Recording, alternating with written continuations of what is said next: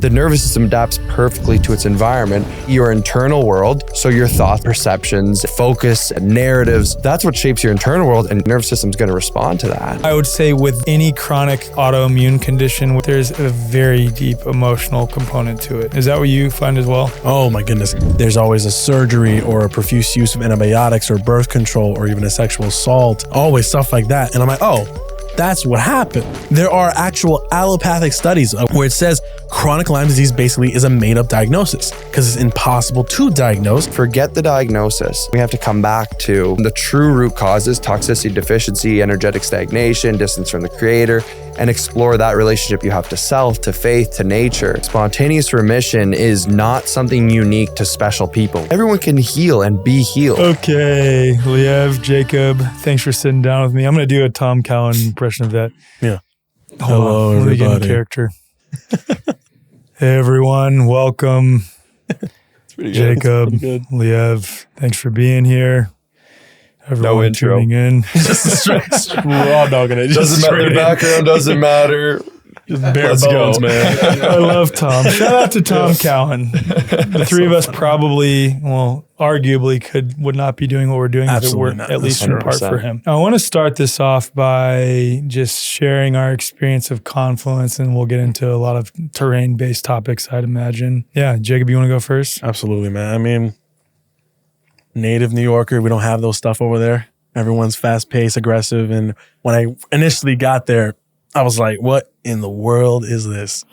A lot of Californians, there's a rivalry there. And, really, hey, what's up, man? Good to see you. How are you? I love your work. And I'm like, I don't know who you are. And like, it was weird for me at first, but after a while, I went to my talk. I started talking to people, branching out, met amazing people. The energy was amazing. Man of faith. So everyone believing in the divine at the very least was really awesome to see. What hit me more was the kids. Like, you could just leave your kids around and not worry. Like, that was really, really nice. You can't do that out in the real world, quote unquote. So that made an impression on me. And, just the food was great. I mean, I felt amazing eating everything and having my friends like you guys, meeting you guys in person and having that camaraderie, the communication. I mean, it was awesome. So I'm never going to miss one again.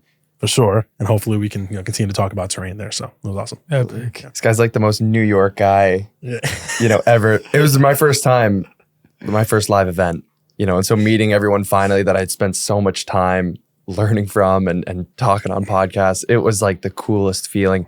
Yeah. What I loved too was how we bridged, like it was such a holistic event.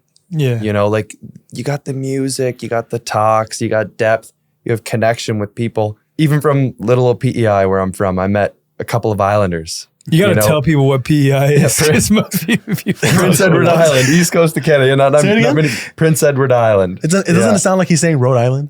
No, say it again. No? Prince Edward Island. No, you said PEI. slow. I did. Slow this time. Yeah, I know. It was amazing. And when you meet an islander, you always have a connection. My wife's family, they had a photography studio and they did her wedding like 40 years ago. So it's so cool how you can make these little connections no matter where you are in the world. You find people that are close to you, and it's a beautiful thing. And I was just blown away right from the start. The whole time I was so impressed. It was a phenomenal event. Thanks, bro. I appreciate that. Really Thank you for being a part of it, both of you. And we have some people that attended the event here off camera. And feel free when we get into the terrain stuff to just throw out questions and we'll repeat them. Absolutely. I'll share my perspective of the event briefly as much as I can. I'm exhausted right now. I'm running on very little sleep.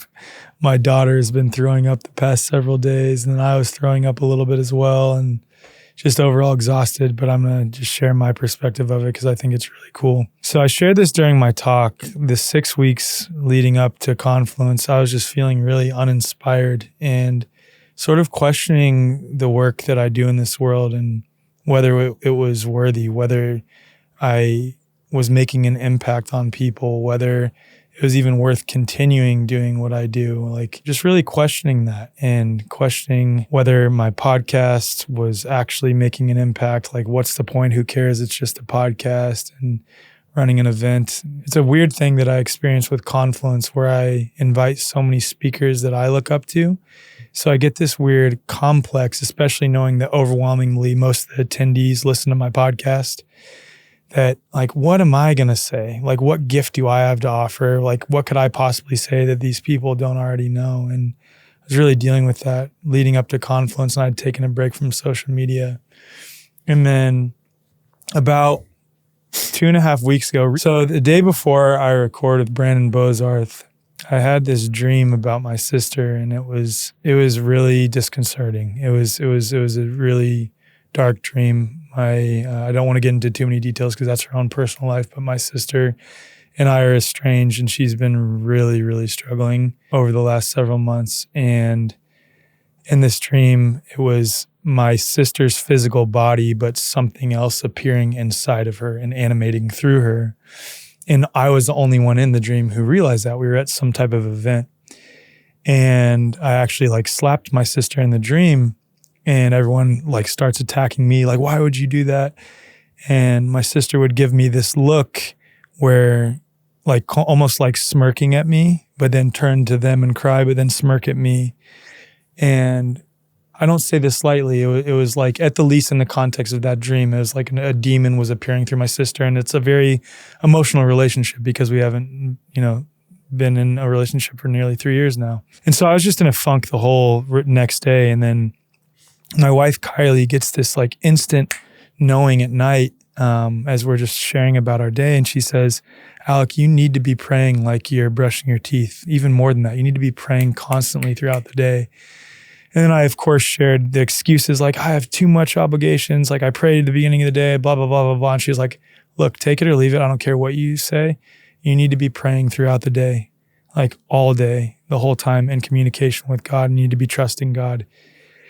So the next morning I woke up and my only prayer was, God, I trust you. That's it. God, I trust you. And then later that day, I sit down for a podcast with Brandon Bozarth, sitting right where Jacob's sitting right now. And for a good half of the episode, we were talking about Jesus. And I don't speak about Jesus publicly. I grew up partially as an evangelical Christian, and then sort of went away from that and have been slowly coming back to an understanding of Christ from a different lens, not a Christ consciousness lens. I don't think it's that, but also not an ultra strict religious lens either. And I don't know what it is, but I just know Jesus is the most important man that has walked the face of this earth and is fully God in the flesh. And we're having this episode, and Reese can tell you that like he and I were just weeping talking about Jesus. And it was a very healing episode for me. And then this is where it gets crazy. I'd actually like to play this voice message. So I finished recording that episode with Brandon.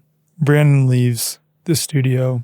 Reese leaves the studio. And I pick up my phone. And the first thing that I come across on my phone is a text message from Lori Ladd. I don't talk to Lori Ladd that much. She and I are old friends, but we talk like maybe once every 6 months. And it's just like a text message here and there. How are you? Again, I don't speak about Jesus publicly. Just recorded an episode where half the episode we're talking about Jesus. And this is what she sends me. Hello, stranger. I was just sitting this morning in my meditation with Jesus, and you and your family popped into my heart. Jesus placed you guys in my heart, and I was, you just came up, and he was showing me you and the work you and your family are doing, and he wanted me to just, this is so random, but that he's walking beside you. He said, remind him that I'm walking beside him like a brother, and the commitment and the sacrifice you make for the world and for your work and your mission on the planet, that it's like not for nothing, Obviously, you know this, but this was what Jesus was showing me. It was so random, but so beautiful to have you and your family pop into my heart. Yeah, Jesus is right next to you, just walking with you. And just wanted to say hello. I hope you're well. Thank you for it. So, wow. Not coincidental. No, there's you can't make that up. It's like so uncanny, the timing of it. And I obviously hit my knees crying because how could you not when you get that message, especially because, again, I don't speak with Lori hardly at all. I don't talk about Jesus publicly. And I just recorded an episode about Jesus after going through a total funk. And I still going through cognitive dissonance, texted Lori and I was like, hey, Lori, like, I know you said that was random to you, but to me, that was not random. Here's my experience. Told her the whole dream situation, how I'd been feeling, and then what I just did with Brandon. And I was like, do you experience this a lot where you're reaching out to all the people you know each morning because Jesus, She was like, no, this has only happened one other time ever. Wow. And this is the first time where Jesus put someone in my heart and said, get up from your meditation early and go message him right now. And the message came in, the timestamp of it was while Brandon and I were recording, but before we were talking about Jesus, which was just like also incredibly trippy. And ever since then, I've looked at that like almost like a necessary slap in the face to me. Because when I look back at my life in multiple points, and for those who listen to this podcast, know a lot of my story at least. I've had a, relatively speaking, pretty traumatic upbringing and been through a lot of life experiences. And in each case, during it, I'm like so worried and so concerned that I may not make it out of this situation or that something is going to fundamentally change for the worse. And in every case, when I look back, I was always held by something greater than me. And ever since that experience, it's been, like I said, a slap in the face of, okay, God, I see and I trust you. I trust you. I trust you. I trust you no matter what is going on in my experience right now. So fast forward to Confluence. The reason I bring that up is because that's been lingering in the back of my mind and on my heart every moment since. And so I get to Confluence Friday, 5 days before early in day starts. And I'm setting everything up with our whole team. We had incredible volunteers this year. Then, of course, Mike, Lindsay, and Molly, my 3 partners in the event. And then there's a torrential downpour. For anyone who's at the event and saw my truck, like you saw how it was literally caked in mud. I took it to the car wash twice yesterday and it's still caked. Twice. I went through 2 times in a row and it's still caked in mud.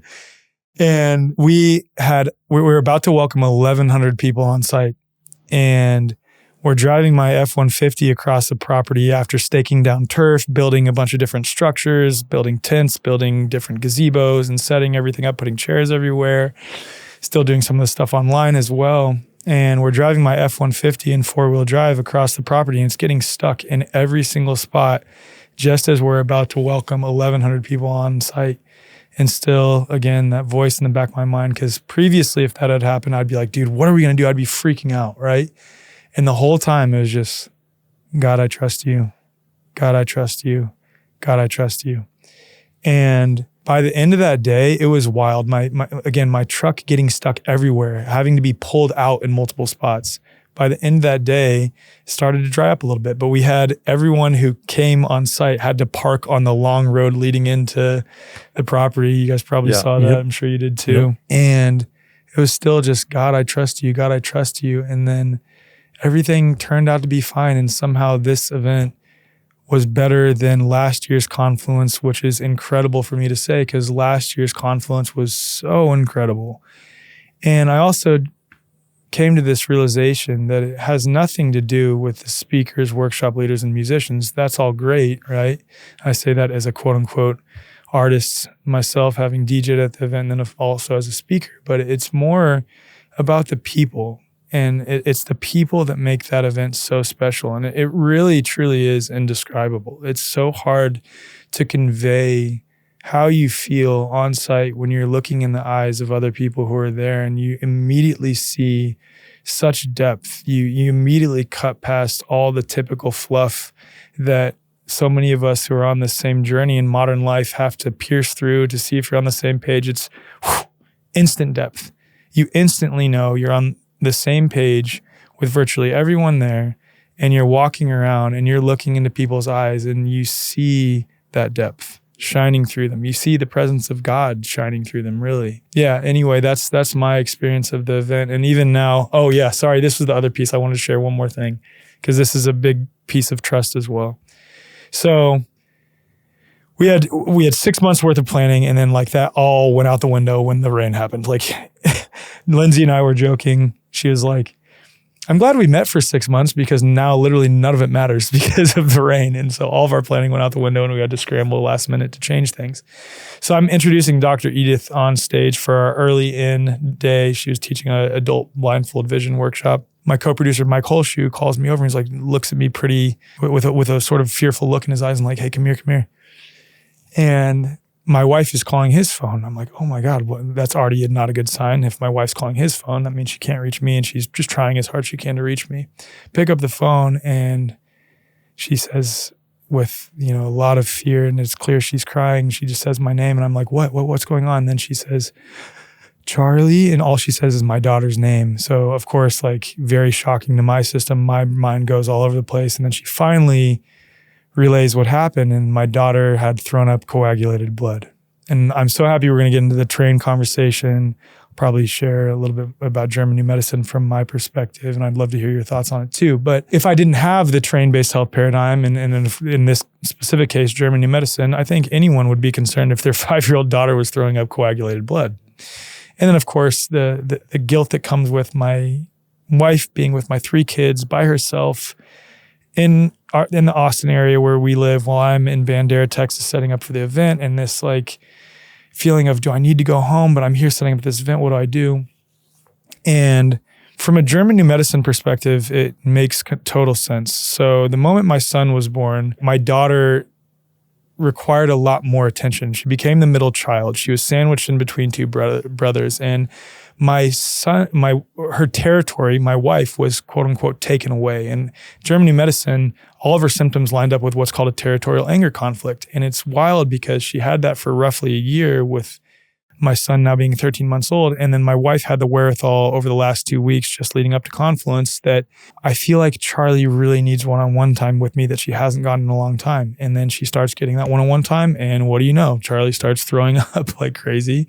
And it just makes sense from a German new medicine perspective. But again, going through that while also running an event, producing it, like then that happens. And like my energy reserve just went out the window.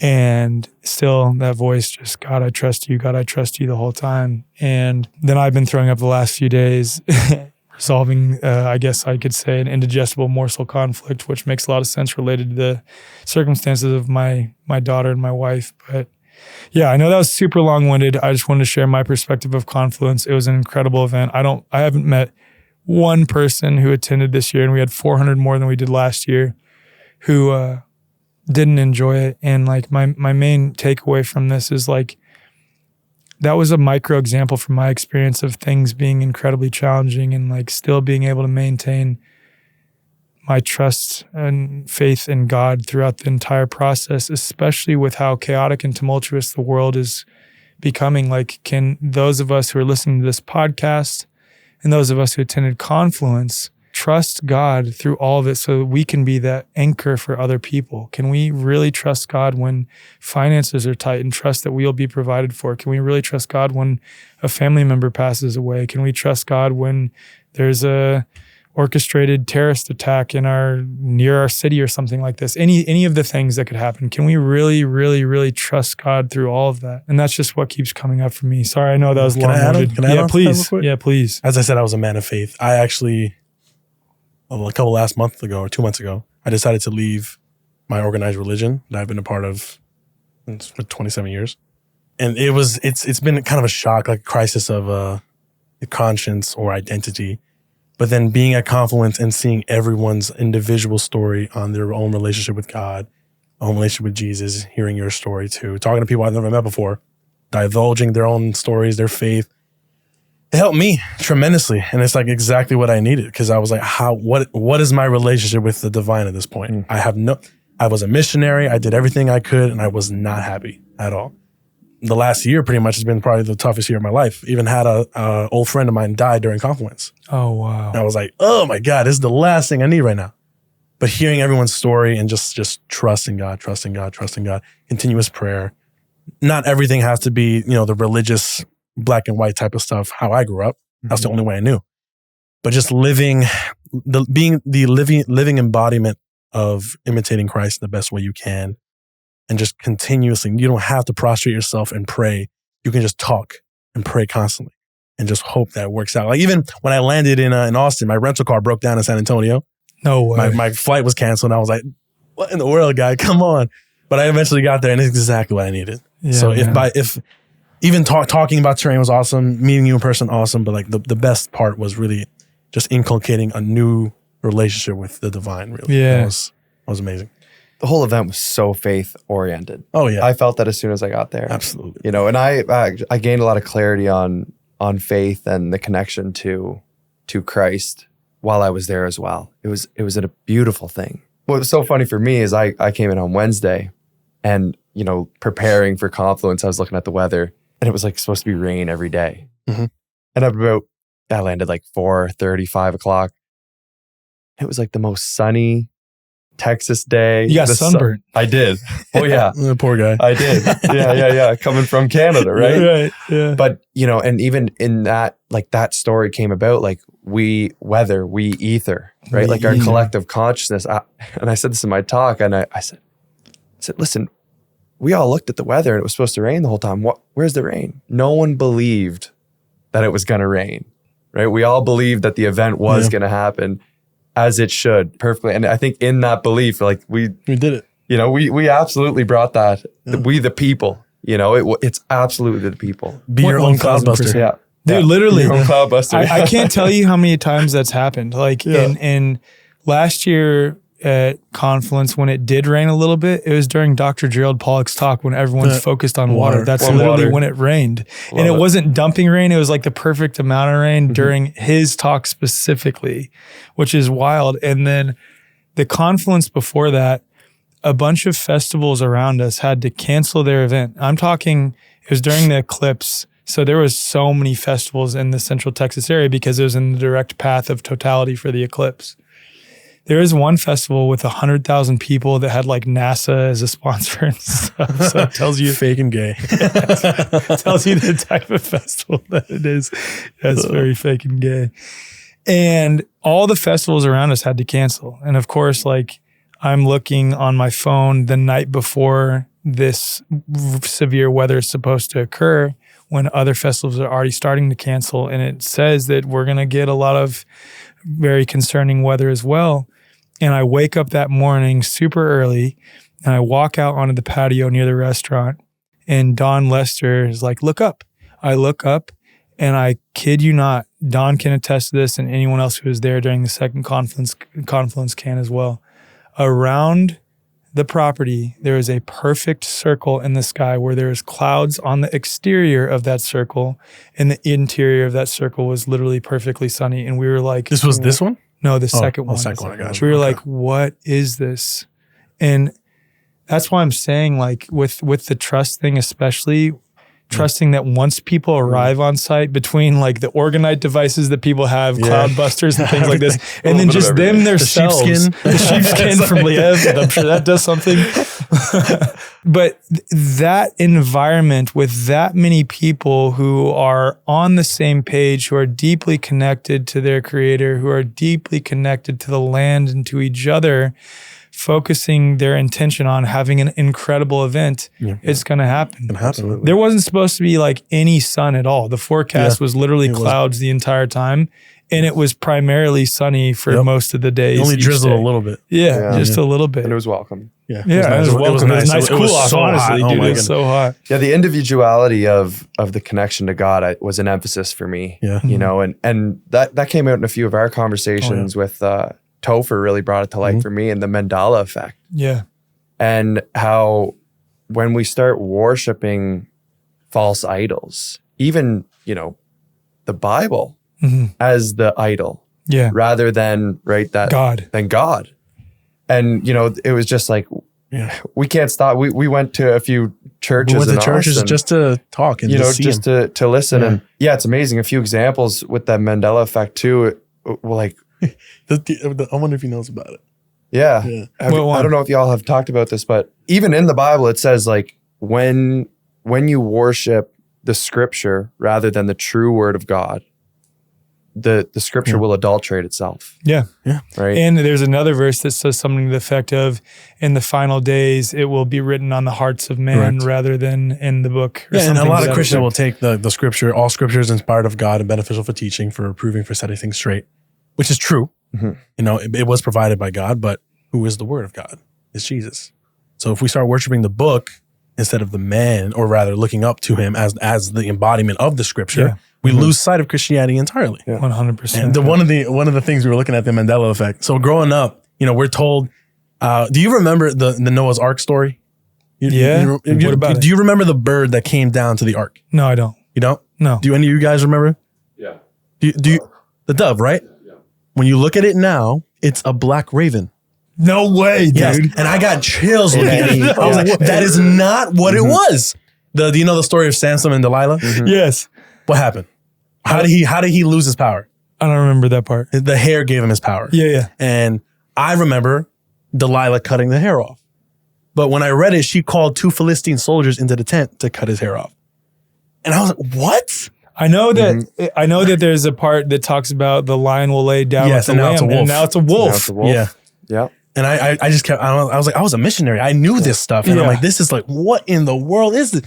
And forgive us, 2 or more. Yes, when where there are 2 or more, I will be with them. But now it's where there is 2 or 3.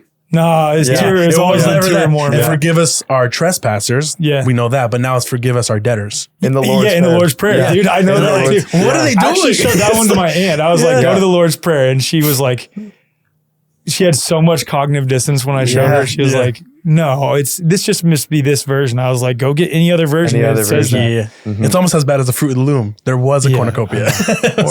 Just to be super clear, because I was, way out of it, like way out of this discussion at the start, like you can go and get like an 1800 Bible and it's changed, right? Like this isn't just online. Like this, it's changed in reality. Changed in reality, right? Yeah, this but is like not this in reality. Our memory. It's a spiritual projection that we're in. Yeah. Right? Like it changed the reality. It's not memory. What do you think that is? No idea. That's God. I have no clue. That's God. Well, we're not meant to worship false idols. Yes. Right? And we'll be taught the lessons along the way, right? When we, Toph told me a great story too about, and he's open about when he worked, or he was in this cult with this guru, and he was worshiping the guru. And he ended up getting this parasite, and this ties really close into my work, this parasite that went into his heart through his back. Wow. And one day he told this guru to brig off, and the guru had a psychotic episode, funny enough, and admitted that he was taking advantage and stealing people's heart energy. And that spontaneous remission. Remission, right? Wow. And the parasite went away. Wow. Right? So there's that tether there. Yeah. Yeah. And the cool thing is you can misinterpret scripture, but you can't misinterpret Jesus. Yeah. Right? Again, being a part of organized religion, they can twist scripture any way they want, misinterpret things and tell you to believe this. You read the gospel, it's clear as day. Like you that's what you have to do. Yeah. And that's why I really appreciate just hearing. It was really the first time I ever heard, don't worship the scripture. Look at the man, look at his father. Well, and that's where I love events like Confluence. And I'll say from my perspective, having been to so many events across the world that are really incredible, don't get me wrong, there's nothing like Confluence, because whether people overtly state that or not, they're living in a way that is Christ-like overwhelmingly. Of course, are they human beings? So are they going to mess up? Absolutely. Is anyone on the level that Christ was? Absolutely not. Never in the history of man, in my opinion. But with that being said, they're striving to live like Christ. And I feel the presence of God there more than I ever did going to church. And I've been to so many churches throughout my life. I feel the presence of God at Confluence on that land with those people more than anywhere else. Yeah, I agree with that. I got another good story. Brennan from Red Pill Friends. We're chatting one morning. He's like, I was just feeling the waves, and this guy was walking by him, and he was like, hey man, how are you? And he's like, I'm just feeling the waves. I'm a little low right now. Would you pray for me? And this random guy just, prayed for Brennan, and it was beautiful because later on he came back to him and he was like, I've never prayed for anybody before. And he was like, well, man, that was the most beautiful, it lifted him, know? And this guy never experiencing that, it's just amazing to have those little micro experiences. And, some of the greatest experiences that I had happened walking to my tent, and you'd stumble on someone's campsite, and I'd sit there for an hour and have like the deepest chat that you need. Yeah. It's always exactly what you need at the right moment. 100%. Right. And that like it is just solidified, and that's faith. Right? Yes, like that's man. what faith means to me, you know, and like 100%. you don't got to worry about saying the right thing or having the right experience or this, that, or the other. Yeah. You know, and you just experience that fully at Confluence. It's a beautiful man. Thing. Yeah. You know, this one chick, Ivy, shout out to her. She asked me the night before my talk, she was like, how does it feel knowing that everyone here is watching what you do? And I was like, man, I've never thought about it like that. But my instant reaction was, I feel so seen here. And I feel like I can just totally be me. Yeah, like everyone knows, I've shared on this podcast anyway, that I smoke organic tobacco. At Confluence, I smoked way too much organic tobacco, but like you too. half the people sitting here could probably say the same thing. No dope. It was really funny. I'll just share this too. Like during my DJ set, again, that's after the situation happened with my daughter and everything. And I'm feeling pretty flat. Music is good that I'm playing, but I am myself feeling flat. Like, okay, I could either do Qigong to get myself a pick me up. That's not going to work because I'm literally in the middle of DJing right now for like 200 and something people. And then I was like, okay, I could get a coffee. That's going to be too complex because I'm going to have to send someone to go to the restaurant and explain that it's for Alec and all the things. That's too complex. So there's a camera guy like filming my DJ set up on stage behind me, and I had never spoken to him before. I turned to him and tap him on the shoulder, and I'm like, hey man, and he probably thinks I'm going to ask him to get a certain shot of me. I was like, can you find me tobacco, please? Wait, that's less complex than getting a coffee? Well, because like I assumed anyone there, and I was correct in my assumption that was going to have tobacco. Coffee was way up by the restaurant, so I was like, can you please never walked more in 3 days of my life, bro. Yeah, it was back and forth. It was a lot of walking. I got to get some Earth Runners. Earth has shout out to Earth Runners, sponsor of this podcast. Anything else you want to share related to Confluence? No, man. I'm sure it's going to come up again and again because it really was just a really solidifying experience. Absolutely. You know, like talking about, like everyone was coming up to me talking about parasites, right? Oh my God, and telling me stories about that. And it all, like every story was in perfect alignment with everything that I'm doing. Yeah. You know, it's the most aligned. It was amazing. Yeah, that's exactly for me. Like I've been, you know, in New York, you got to work a 9 to 5. You have to. It's a weird thing. It's like it's hard to survive down there. But seeing it, or up there, seeing him and my friends, shout out to Garrett and Lydia. I mean, just you got to go all in. You really have to lock in and go all in. Yeah. And you were the first example of that. You know, we're around the same age. You're just going in and just doing it.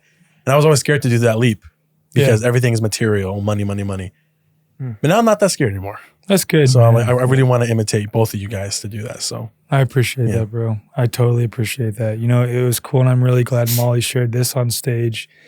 There's this outward perception. I don't know if either of you went to Molly's talk, but there's this outward perception that she's making, you know, tons and tons and tons of money with her successful farm. But I don't know if she shared this part, but it was true. And I don't think she'll be frustrated with me sharing it because she was very vulnerable during her talk. But she went to pull money out of her bank account just before the event, and she had $400 in her bank account. She was trying to put money in the registers at the various checkout places, and she was just really crying and sharing her experience with me on that night that happened. And I was like, Molly, you need to be vulnerable and share this with people on stage. And the point in me bringing that up is you talking about living in New York, doing what you do. When you're on an authentic path and trying to do something to give people a better world, at this point in reality, in my opinion, overwhelmingly, not in all cases, but it is a little bit more challenging if you want to truly stay true to you in order to make good money. Like people make the same assumptions about me. As you see here, my studio is nice, but we're in a little apartment, a little 1-bedroom apartment right now, which I'm so grateful for. Don't get me wrong. But I'm not like making insane amounts of money, dude. I'm not. No 20-person crew here. No 20-person crew here. Yeah. Shout out to Reese. She crushes it. Yeah, Carrie. But the point is, like, again, going back to trust, I trust that as long as I'm doing the right thing and I'm staying authentic to me, I know that I will be provided for. There's been moments where like I'm almost completely out of money financially, and then money just comes from somewhere, or someone hits me up with an opportunity or something like this in every single case. And I've had enough of those now to where I'm just in full surrender and trust that God will always provide. Reminds you of the scriptural example. God always provides for the sparrows. Mm-hmm. You are worth more than many sparrows. Exactly. Always have been. Exactly. Yeah. Exactly. Yeah. Okay, let's get into some terrain stuff, man. How did your Q&A go at Confluence, and what were some of the questions that came up there? That's probably a good jump off point. Yeah, I mean, the Q&A was not planned. We were just like, after my talk, Liev, Dr. Mary, we had so many people come up to us, literally 50, 60 plus people. And we were like, you know what? When's the next time we're all going to be together? Don Lester, everybody, let's just take advantage of this. So we had the Q&A at the community tent. So it's you two, Dr. Mary, Topher, Don, and then David Barbarisi. Yeah. Awesome. And then and on the side, Nikki Leach. Shout out. Nice. Yeah. He's learning about all this too. I love Nikki. He's chill, dude. And so we had all these people come up, and maybe it was nearsighted of me. I was expecting just specific questions, but it was more so, here's my story. What happened? Kind of thing. My daughter got sick, or I've been doing everything here. I have Hashimoto's, yada, yada, yada. Yeah. And we're just kind of listening to the entire story and trying to not really answer a question, but kind of reframe what they're doing. I've thrown the kitchen sink at my body and nothing's working. Well, it's because you're inundating your body with so many different signals and you're not believing in anything working. So that's why it's not working. Right. So it was more of that. But of course, we got the STD stuff, the mold stuff, the Lyme stuff, which is always fun to answer. But even as a practitioner now, most of my cases are people that have been ran through the ringer of the allopathic system, even the wellness system, which is just as bad now. Yeah. And they're doing everything and they're losing that vitality that kind of keeps them in this fight or flight, and they just don't heal because their emotions are so stagnant. So they just want to be heard. That's the one thing. That's it. That's it. So we hear them, and then even not answering their question, that is enough. Dude, right that's half the battle, is just bringing awareness to something and acknowledgement. That's it. Yeah. Seriously. You know, it's interesting from me. I'll just, again, share very briefly. If I didn't have the terrain-based health paradigm, and really that just means like trusting that the body's doing exactly what it's designed to do. And when you're exposed to too many metaphysical and physical toxins, and then you are exposed to too much metaphysical and physical malnutrition. I have a whole separate category on those things. I have a little picture that I've made for that the body's going to express in order to come back to homeostasis. And if I didn't have that over the past week, I'd be freaking out. My daughter's throwing up coagulated blood. She went to sleep, and then my son started throwing up 2 days later. And I would think that, quote unquote, a bug was being passed. And then there's a layer below that. Well, it's like, oh, it's bioresonance. I don't even think that, dude. I think that is overused, in my opinion, in this space. People heard it once and just kind of ran with it. Yeah, they're just like, oh, it's not a virus, it's bioresonance. I'm like, I don't think it's like that, man. It makes so much sense from my daughter had this emotion that she had been carrying that finally resolved, and then my son, who's incredibly empathic, is seeing my wife just struggling. I'm not there at the Airbnb because I'm on site doing the Confluence stuff, and he throws up. And then my daughter starts throwing up more because he threw up. And then I was feeling so incredibly tense myself, trying to hold things together, feeling horrible that I couldn't really help my wife because I'm running the whole event. Calling her, asking if I need to leave the event. She's like, no, you need to stay there to do the event. And then finally seeing that Kylie was able to relax the day that Charlie started to feel better, my body went, and the next morning I threw up. And like, release. Any other situation, I would think that was something passing from person to person. But if you take that conditioning away, it makes total sense from a different lens. Yeah. It really does. I found too, like, you know, everyone has their one little story that holds them back from, you know, having faith in the body, in nature, in whatever it is. And what was really cool about the Q&A, and this is why we do the Terrain Wellness Club. Jacob and I, where we, you know, we'll throw the link to the to join the way forward in the show notes. And Terrain Wellness Club is an awesome call that you guys run. It is. We do a little spiel and a little presentation, and then we do questions, and that's so important because the specific, it's like, yeah, this situation unfolded in whatever way, and it gotta be a germ. It's gotta be random. Yeah. And then just providing that context, that explanation, that perspective shift on the meaning behind it, on the purpose, is often, again, that kind of letting go of like, oh, okay, life's not random, thank God. Right. You know, like, and then you're allowed to, you know, have faith again, right? It's these little things, like even the Q&A, I'm sure you experienced this too, the whole time. People were like, yeah, I love terrain theory, but like, you know, theory, quote unquote. Yeah. But they're like, I love the terrain, but what about this? Yeah. And then once we had a little, even 5-minute chat, it's like, all right, cool. Yeah. That makes sense. And then they were like totally, like they were like fully in now. It wasn't like 1 foot in, 1 foot out, and you could live it with conviction. And that's really where, you know, you start to prove that you want to be living in faith too. Like the case where the elderly woman, she was like, my cat, when he was frozen. Share it. Yeah. Share it. Yeah. Can we say again? No, share it. Oh yeah. Please So share. she was saying how, my cat found him in a farm or whatever, and he was dying, gangrene, frozen. And when he got better, he started vomiting up a bunch of helminth's parasites. And we were listening to her story. And I'm like, okay, so when he got better, the worms were no longer necessary. That's why his body purged. Yeah. And yeah, he had to lose some limbs because he got frozen. But when you're refeeding the terrain and giving exactly what the body needs to revitalize, you're gonna, in your case, you're gonna vomit. You're gonna have these symptoms. And in her mind, the allopathic model is he got better, therefore it must be the parasite that he vomited out. That's why he got better. But no, that's not the case. There are cases, I didn't talk about it in my presentation I gave, but there were cases where bacteria were found on parts of the plant that were freezing to actually prevent the plant from breaking down. Basham saw that. Wow. So germs are actively trying to keep the tissue revitalized. So in a way, maybe the cat didn't die because the parasites were actually keeping it alive in a way. And then when he was finally well enough to heal, no longer necessary. Yeah. And all the food that they were eating on, the heavy metals, the glyphosate, whatever the case is gone. And then when we helped her frame that, she was like, oh my God, that makes so much sense. And obviously we hear these questions all the time. So we're like, it's obvious, like, duh.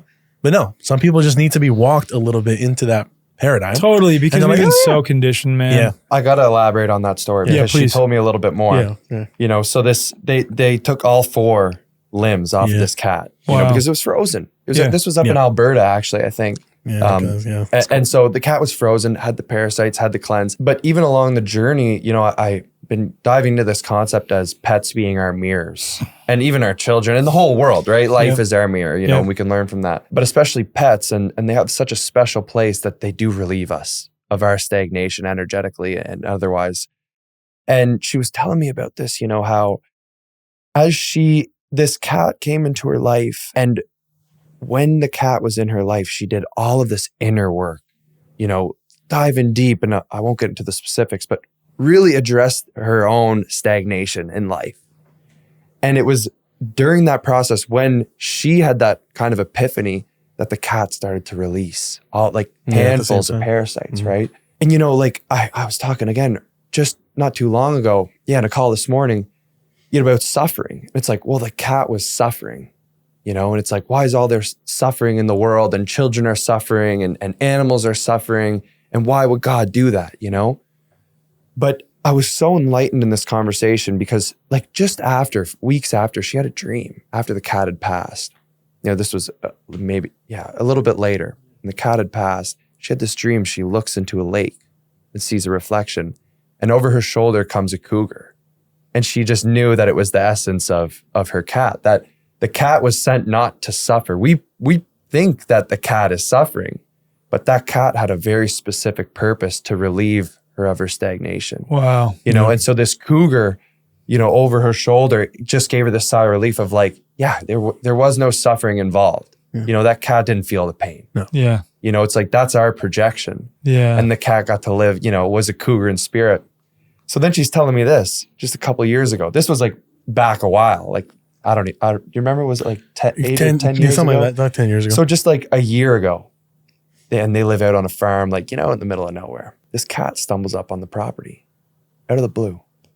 4 white paws from the exact area of the amputation. No way. Beautiful cat is now in her life. Wow. Yeah. Like the white is like perfectly in the exact same spot where her previous cat was amputated. Yep. Wow, man. Yeah. Yep. See, that's what I'm talking about. That's what I'm trusting, man. Yeah, just like, trust. Yeah. Wow, that's incredible. Well, that really enlightened me on the suffering of the world, right? Because we look at the world and we believe there's suffering, but you know, it's like God makes no mistake. And I know, like, you know, I want to minimize suffering. I think we all agree that we want to minimize suffering. Yeah. That's why we do what we do. That's why we do what we do, you know, and we're not selling fear. No. You know, and that makes it kind of hard going back to what you were saying. Absolutely. To be in this space, because we can't just be like, oh yeah, just you have worms in you and you need to buy my recent parasite protocol cleanse. Use TWF 20 at checkoff or checkout. Yeah. You know, so it's a tough world, right? It's a tough world to not sell fear. Yeah. You know, we all want to minimize suffering, but when we view it in a different light, an empowering light, that even the things that we perceive as bad or suffering is still a catalyst for our development, for our, you know, becoming closer to wholeness and faith and everything, right? To heaven on earth, right? That principle. And it's reflected also in, you know, the powers that shouldn't be. And I was corrected just this morning too. The powers that were. The powers that were. I like that. You know what I mean? I love that. And we gave them our power. There's still a consent to that. But without, you know, the powers that were, again, confluence, this conversation right now, my entire journey I would not be here. Yes. You know? Say that all the time, man. Yeah. Like, obviously, COVID included for many people presented a lot of challenges, let's say. Trauma. Like, a lot of people got fired from their jobs. A lot of people lost family members due to hospital protocols, due to the shots, a variety of things, relationships ending. And if you looked at that as a catalyst and used it as such, an opportunity for transmutation. Like, I know my life since COVID has become way better, so much more rich in my relationships, so much more fulfilled on what I do in the world, so much more on purpose, so much more intentional with my family. Like, my life has gotten tremendously better ever since 2020. And of course, there are still people even in the freedom space that like, oh, the world has sucked ever since 2020. I'm like, that's all your perception. They're not going to Confluence. Yeah. They're not going to Confluence. I didn't have no service down there. And I'm like, what's happening in the world? Dude, that's like, first off, LeBron James hit a game winner. And I was like, I need to see this. But I was like, what's happening? And I got out yesterday or whatever, the day before, and I was like, oh, I don't care. Something to do with like a Trump ballroom shooting, something like I don't care either. It's like, who cares? Exactly. Man? I'm like, and then slowly over time, like, and this has like been such a thing for me. This is the difference between last year's Confluence for me and this year's Confluence from my perspective. I remember getting home last year and looking at Kylie and saying, it is so weird to be in that space and now be in this space. And now I feel like I'm back in the real world. It's so hard for me to be back in the real world, blah, blah, blah. This time, my feeling is I want to take what I experienced at Confluence and I want to spread it to the world as best I can. Look at people in the eyes who I would typically not be aligned with, typically despise or look down upon. And I'm usually pretty good about not doing that anyway, but like, not just look at them with love. No, like really look at them with love. I'll share you an example actually that literally happened yesterday. I shared this in our Confluence Telegram chat, and this is no bullshit, a true story. So driving back from Confluence, I'm distracted. I'm thinking about something and I'm going 74 and a 55. And I haven't been pulled over in 10 years because I have a radar detector, but my radar detector, the volume was too low, so I couldn't hear it beeping. And so see lights flash behind me. I'm like, oh shit. I start pulling out of the way because I'm like assuming that it's not me because I was like, I have my radar detector. I can always tell when cops are about to get me. It was me. I pull over. I'm like, oh shit. And then I get this fear inside of me, right? And immediately that voice in my head that is just always there. God, I trust you. And like that fear subsided. Cop comes up to my window and is like, hey, where are you coming from? Your truck's pretty muddy. And I tell him where I just came from. I'm like, hey, I co-produced this festival outside of San Antonio on a farm. What type of festival is it? Like, it's a health and freedom festival with a lot of really, really God-loving people there. And we're having this conversation and I'm like really genuinely looking in his eyes. And typically, like doing what I do in the world, my perceptions of the world, philosophically and morally, I don't think police officers are a good thing. Right. And that's just where I truly come from. And I can still see past that and look at him as a human being who may have been conditioned or may just have a different perspective on things into thinking that what he does is good. And he may have done some really good things in his role. I have no idea. He may have done some really horrible things in his role. I have no idea either way. In either case, I'm looking at him as this is another human being. This is another person that was created by God. And I'm going to see God in this person right now, even if I typically disagree with them. And I swear on my life, it ended with he and I holding hands, just one hand though, because he was like, I still want to maintain my operational security and I got to keep this hand free. Yes, literally, that's what he said. But he gave me his right hand and we held hands and prayed together. Wow. I was sitting in my car and I asked if I could get out of the car doing it. He was like, no, that's okay. But like we held hands and prayed together. And he just went quickly to run my license. And I could have done the whole thing, but I just wanted to get home to my family. He gave me 15 tickets. No. And well, this is what I said to him. He was like, just slow down from here to there. Nice. And I was like, hey, I want you to still give me the ticket. I want you to take this that we're experiencing right now and give it to the next person that is angry towards you or whatever it is. And he's like, I'm still going to let you off, but I will be sure to do that. So he still let me off from my ticket. But like, that's what I want to do this time. Like it's completely different. I want to look at the people that I would typically not be aligned with and like just give them so much love because I want them to look at me and any of you guys and say, there's something different about that guy. What's different about that guy? Why is that guy so happy? Why is that guy looking at me so intently? Why does that guy see something in me? What is it about his lifestyle that is different? So then they start asking questions. It really is like trying to live like Christ. I know as a former evangelical Christian yourself, you weren't evangelical, but I was. My title was Jehovah's Witness, but in a way we are evangelical. We preach all the time. Yeah, sure. Exactly. So like as a former like evangelical Christian yourself, and still God loving, still Christ loving. It's like, I know you've experienced this where people are so un-Christ-like and then trying to shove that message down people's throats versus the people who are so Christ-like that they automatically lead people, quote unquote, to Christ by the way that they're living. There's no greater hate than Christian love. For real, it's weird, man. Yeah. It's really weird. The judgment you would feel, or I would feel. And even like growing up in it, the damage you do to a whole generation of youth. Yeah. It's ridiculous. No wonder everyone leaves and is depressed and has all these vices and insecurity issues because of what they do, the judgment. Yeah. It's not what Jesus was all about. He was preaching to prostitutes and tax collectors and soldiers. Yet we have this dichotomy that it has to be good or evil, bad, like white or black. It's like, no, that's how it should be. Well, we had that conversation with the guy at the Greek Orthodox church, and he was telling us like he had a daughter who was like, what was she, 21 She was 21 now? Yeah. And he came into the faith, like he moved around. He was a Catholic denominations. And, about 7-8 years ago, it sounded like he was kind of embodying that, worship of God and not, idols or whatever it may be. And he never pushed it on his daughter. Never.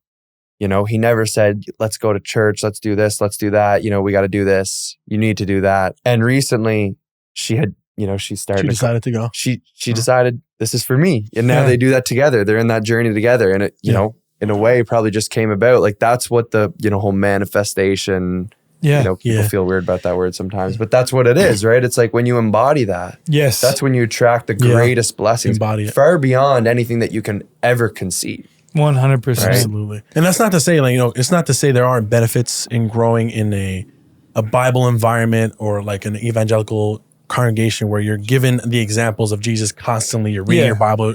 There's a benefit to that. Of course. It's just everything else that comes with it. Yeah. And that's why I like that example. He just allowed her to come naturally and allowed his own example, like Jesus, to attract her. Yeah. He didn't force her to do all this stuff. Yeah. And I know my parents are going to probably hear this. Love you both. It wasn't your fault. You just do what you can. 100%. But I'm still a good man because of their decision. It's just everything else comes with it. Yeah.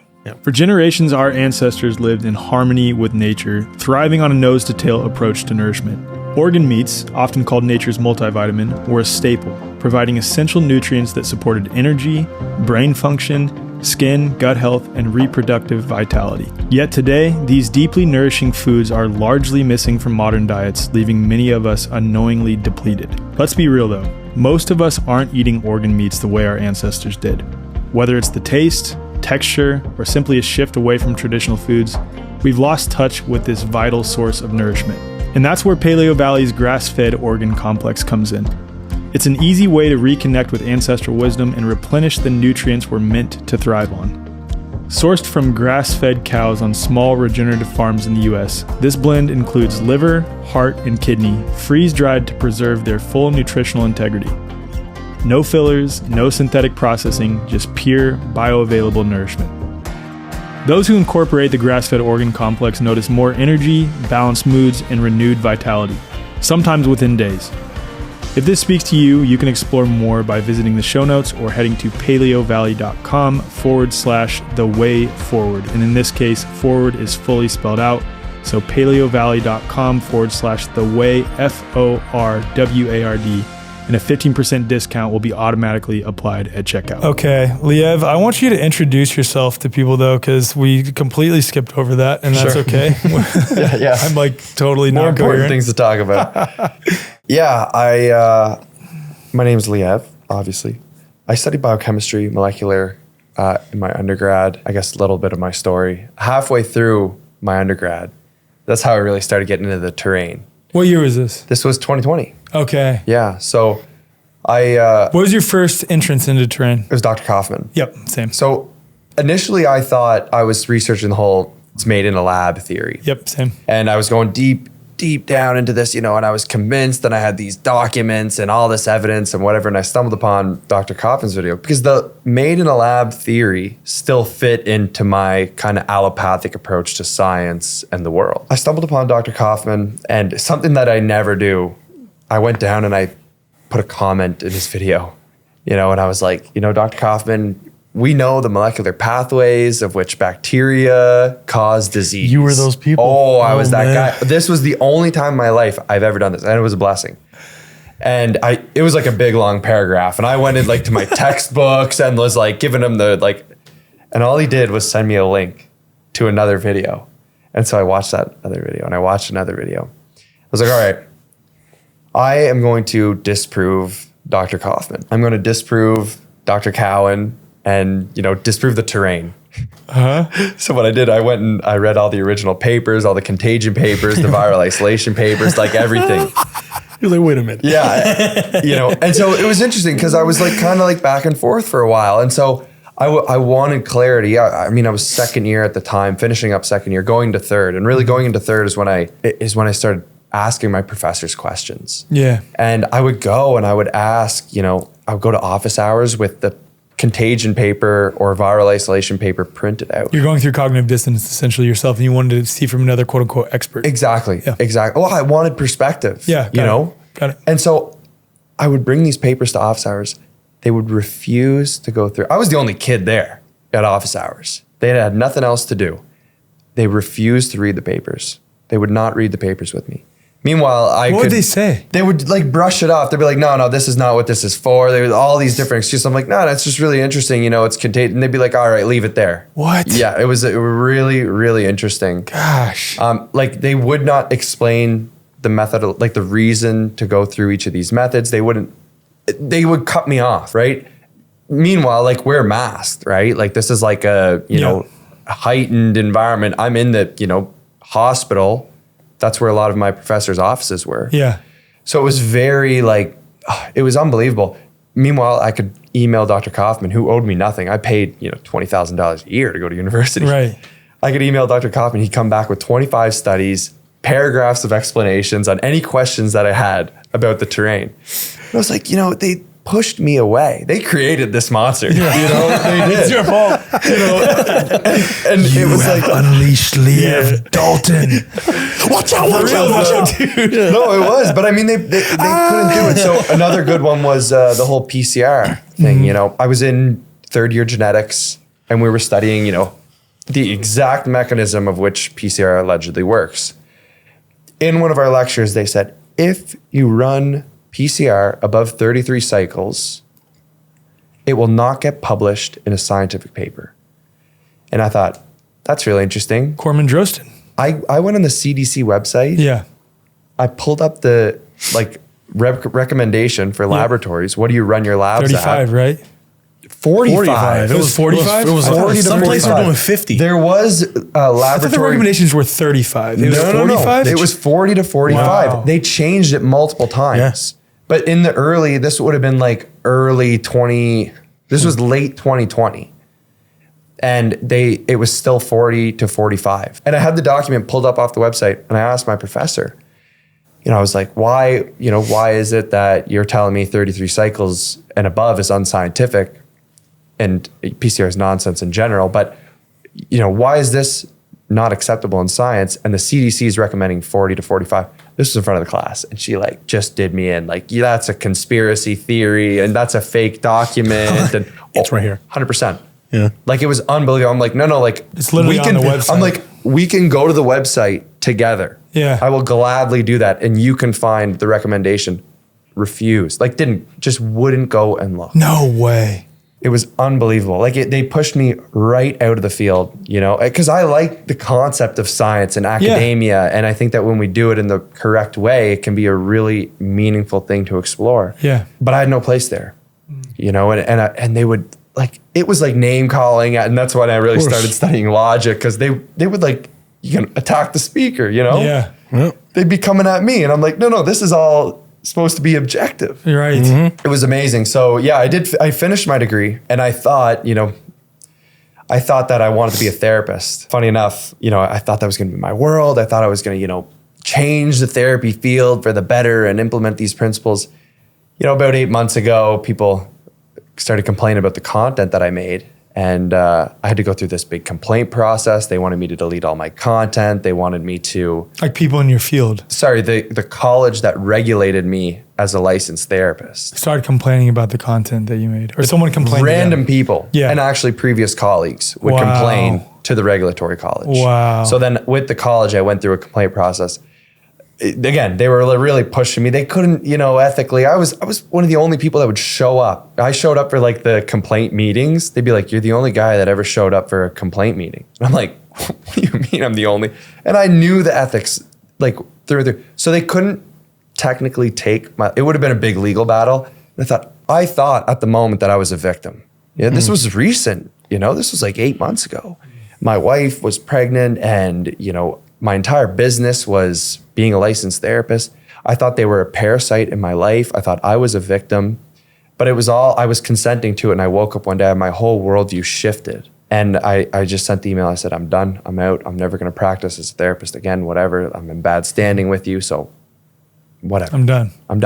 Yeah. And it was then, it just everything. It was spontaneous blessings in my life. It was Beyond Terrain picked up, the academy picked up, my one-on-one, coaching picked up, everything changed. I think that week is when you invited me to come speak at Confluence, which was the biggest honor, that it was the first live talk that I've ever done, Crushed it. So it was so did you, Jacob. And I'm doing 3 more conferences now this year. I'm also doing another one with you. We are. Yeah. Yeah, Moving Mountains in Chicago. Yeah, that's going to be great. Yeah. So it was amazing how quick and spontaneous it was when I aligned my soul. And, we talked about that ad nauseum now at this point in the introduction, but that's truly the terrain, that's the whole of it. But yeah, I tried to operate in the system, tried to be objective.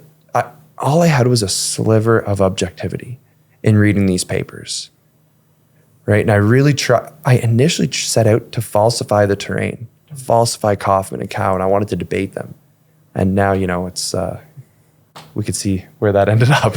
When you look back at your professors sort of showing an unwillingness to engage in these topics, an unwillingness to look at any of these papers that you're going through, your cognitive dissonance, what comes up for you? Because I'd imagine for people that are outside of that environment, they may think that there's a system of intentional gatekeeping where all the professors know the truth about the terrain and are trying to hide it from others. And I think that's nonsense. I don't think that's how it goes.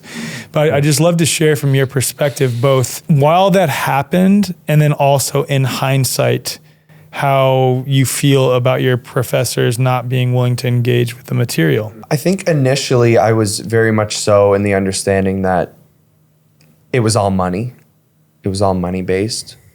And I think, money, whatever, dollars are not real, but there is something to, 40 years in the field. There's tenure. There's, your livelihood, your family, your status in the community, all of which carries weight in one's life. That's really where I believe a lot of these professors were coming from, because it was a complete refusal to consider the evidence. And the more that I study science, through going back and reading the original literature, when you read modern literature and they cite old literature, it's so funny. There are so many citation errors. Oh my God, yeah.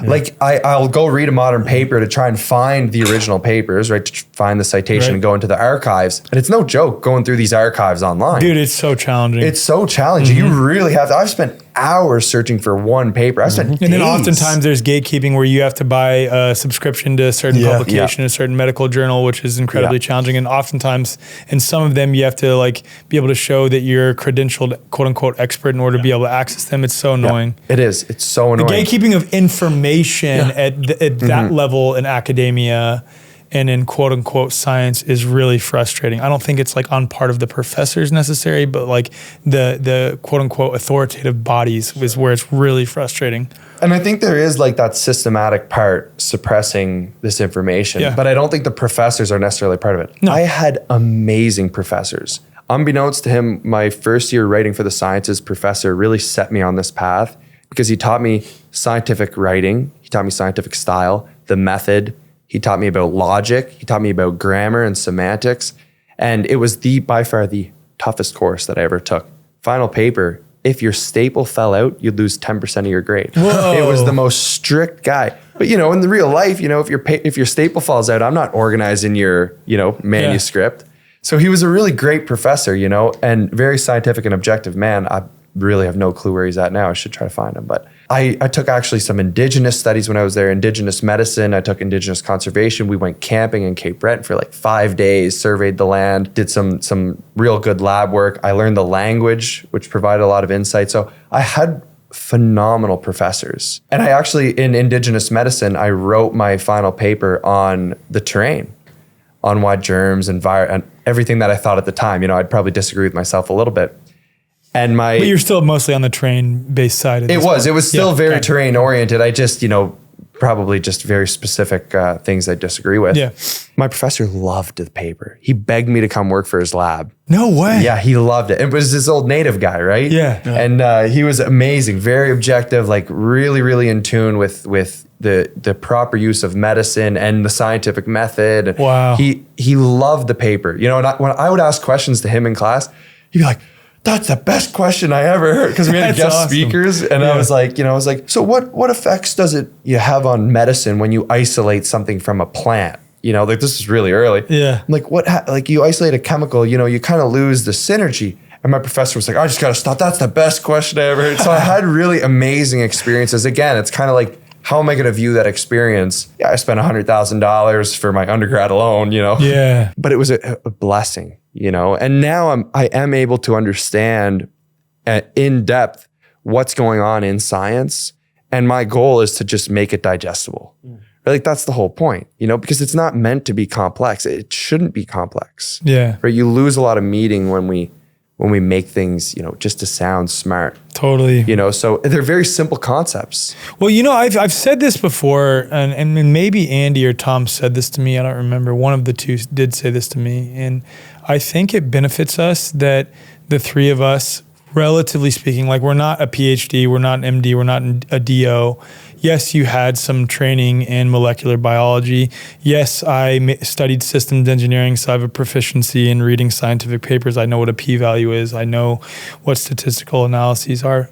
And with that being said, relatively speaking, we are lay people that have an understanding enough in order to digest the complexity of this material and convert it into a way that it's understandable and digestible to lay people. I think there's a benefit in that. So, yeah. I couldn't agree more. What do you guys want to talk about next? Anything, man. Just shoot it.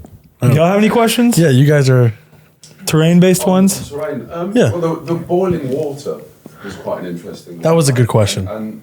So it was essentially, why does the sterilization process of water make it not deadly, kind of thing? And we answered the question in different ways. I know Liev has said that he's drank straight from streams for a long time, and indigenous people, for the most part, didn't worry about stagnant water even because they would just drink it, right? And in the modern world, especially, I mean, bodies of water are used constantly to dump industrial waste and whatever the case is. Animals have feces in there, and if it's stagnant, that can lead to off-gassing of certain chemicals. That's essentially what malaria is. Malair bad air, stagnant air, because of the off-gassing of a lot of compounds from stagnant water. So the reason I would say it works, and it matches up with Dr. Mary's answer, is that the reason we believe sterilization to be a thing is because of the beaker experiment that Pasteur did, where he had a beaker with a swan neck, he put broth in it, and then he heated it up. And when it was heated up and closed, there wasn't a lot of microbial activity. But when it was open, there would be germs there.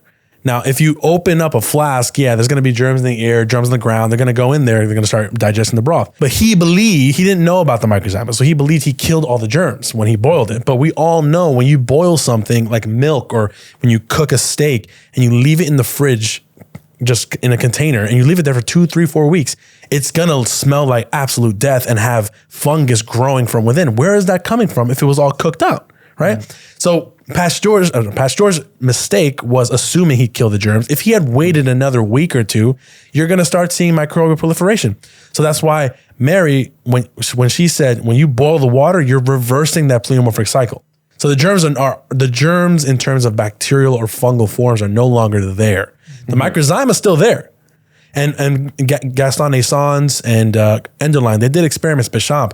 They irradiated those things. They exposed them to certain compounds. They could not kill them. They were just almost indestructible, which goes into a deeper thing of we're really indestructible in a way.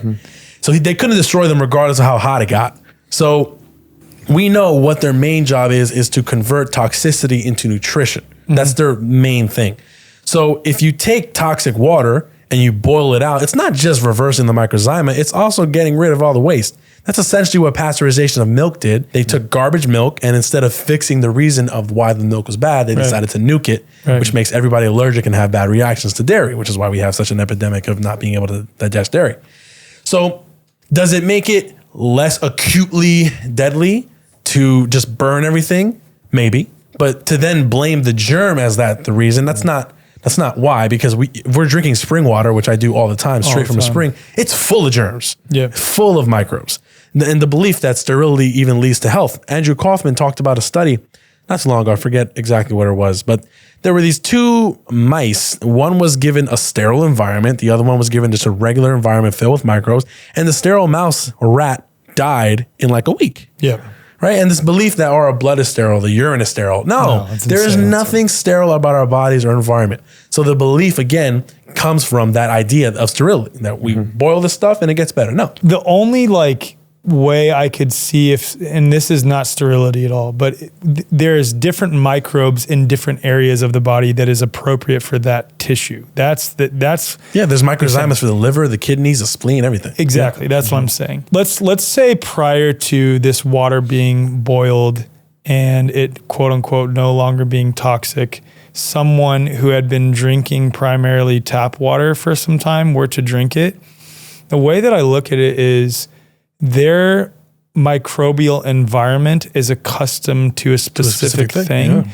And if they introduce something that has an abundance of microbial life in it, it's kind of similar to, this is probably a bad analogy, but it's the first thing that came to mind, taking an isopathic and that elicits a healing process. It would be similar to that. And of course, if there is legitimate toxicity, decaying matter, or that's a whole separate conversation that I do want to get into, high meat. Oh my goodness. We literally talked about that so much. Let's talk about that.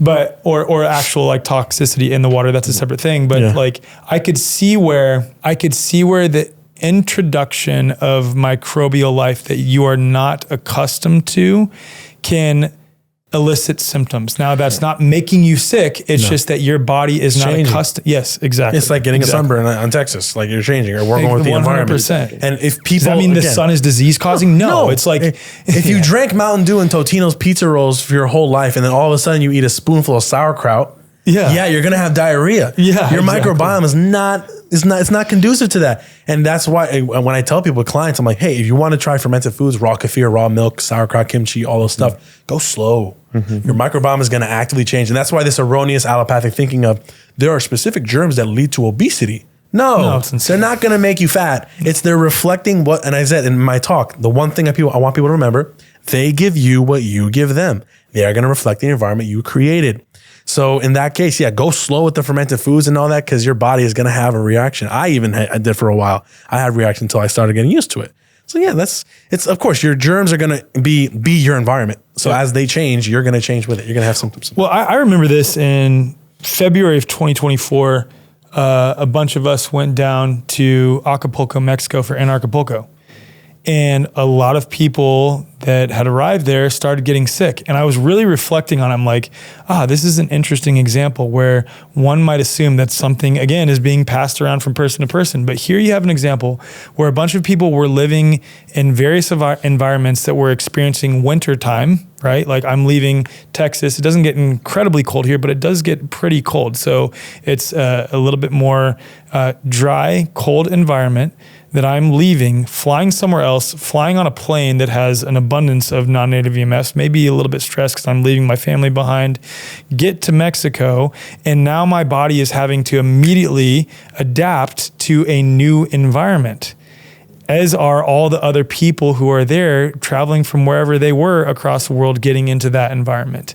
So we're drinking new water, we're eating new food, we're in a terrain that has a completely different environment, different humidity, different temperature, completely different season. Yes, it was still winter, but it's in Acapulco, Mexico, closer to the equator, where it was like 98 degrees every day, dude. It was so hot. It was ridiculously hot. So the point is, it's like, when you introduce a new environment, you may have to adapt to that environment, which may look like an expression of symptoms. And if you didn't, you wouldn't be able to live in that environment. Exactly. You would actually die out. Exactly. So the way I view the microbe, it's like they're the communicators of the environment to our bodies. That's the way I like to view it. Because in the boiling water example, if you eat food that is contaminated, let's say there is a toxicity and there's microbes adapting to that toxicity.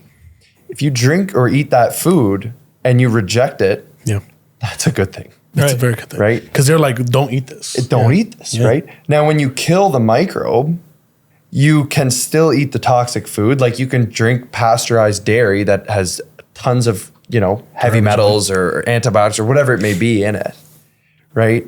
If you drink raw milk that was contaminated with that, pose more of an issue because the microbes would adapt to clean up the environment and your body would reject it. Mm-hmm. So you cut off the connection, the signals to your body. That's a great way to put it. Right? Yeah. And it's similar to why antibiotics seem to work. You're cutting off the signal of the terrain, your internal environment, your system, to the symptom, right? Whatever the immune system is. I don't like that word at all. Nope. But, we have these like blood cells, white blood cells that do, cytokines and all these things, allegedly, grain of salt here. Yeah. But it still is a connection with the microbial system. Our symptoms have a connection with the microbial system and the microbes have a connection to the terrain. Mm-hmm. That's the way I like to view it. And with food, when we have, to dive into the high meat, because it cycles in really well, it's when we, like you were saying, with adaptation, with the high meat, I know what high meat is first. Because I'm sure there are some people who are like, what the hell is high meat? So I get kind of tiptoeing into the primal world, and a lot of these guys, they follow this Agenus fella. Von der Plants. And he was really one of the first to bring back this understanding. He learned it from the indigenous from, I think it was up in Alaska when he was there. He went up there and they had meat, whale blubber, caribou, buried in the ground, covered in maggots and all this thing. Delicious. And they would open it up. They would dig it up. And if they couldn't smell it from like a mile down the road, they would bury it and say it's not done. So they would leave it for the winter, like months and months. And, they would, open it up and everyone would consume it, and no one would get sick, right? No one would have any symptoms. Now, Agenus, when he went, he was severely toxic. He had, his whole story I won't get into. It's worth listening to. When he went and he consumed it, he actually felt great. His body did go through some detox reactions, but overall he felt a lot better, which was an interesting observation. So you can get a detox reaction. You can get so-called symptom, which is just the body healing itself, when you tiptoe into the world of consuming, high meat, fermented meat products, or even raw dairy. Your body needs to make that adjustment period. Yeah. Mm-hmm. And these are extremely healing foods. Raw foods, we know, are the most potent, right? And they were kind of lost in the last, 150 years in the whole natural hygiene world because the dairy and the animals were so toxic. Arguably, late 1800s, early 1900s, it was far more toxic than it was now. Yes, They dipped cattle in lead arsenate, just straight up heavy metals, the milk, everything, the injections that they were given at that time. It was far beyond what we're experiencing now. So no wonder when we stopped eating, the dairy and the animals, that people felt better. They were just removing the toxicity. But if you read pre-1850s texts on traditional Chinese medicine, Ayurveda, they mention the milk, the eggs, the animal, parts of the animal. This is part of the medicine. We've lost animal medicine in the whole plant-based, mucusless diet, natural hygiene world. And there was a time for that. And I'm not, I think there's a season for everything. But I think that's important to come back to that wholeness and that remembrance too. And there's an adaptive period to these things. Yeah. It's like when people do a juice fast and they get a headache, there's pain. Where there's pain, there's inflammation. Yep. Where there's inflammation, there's healing. Yep. Right? The body is healing itself. Yeah, very well said. What that brings up for me is a question I've been really wrestling with this, and this gets into the whole question of what truly does cause disease. And of course, I've spoken about that ad nauseum on this podcast, but it's still a valid question to explore because I feel like there's still so much we really don't know. And what can we actually know if you get into the roots of epistemology and ontology? That's such a rabbit hole in and of itself. I don't know that we can really quote unquote know with 100% certainty anything in this life, which is that's a whole separate thing. But the idea of waste, what is truly a waste product? Because when you think of high meat, right?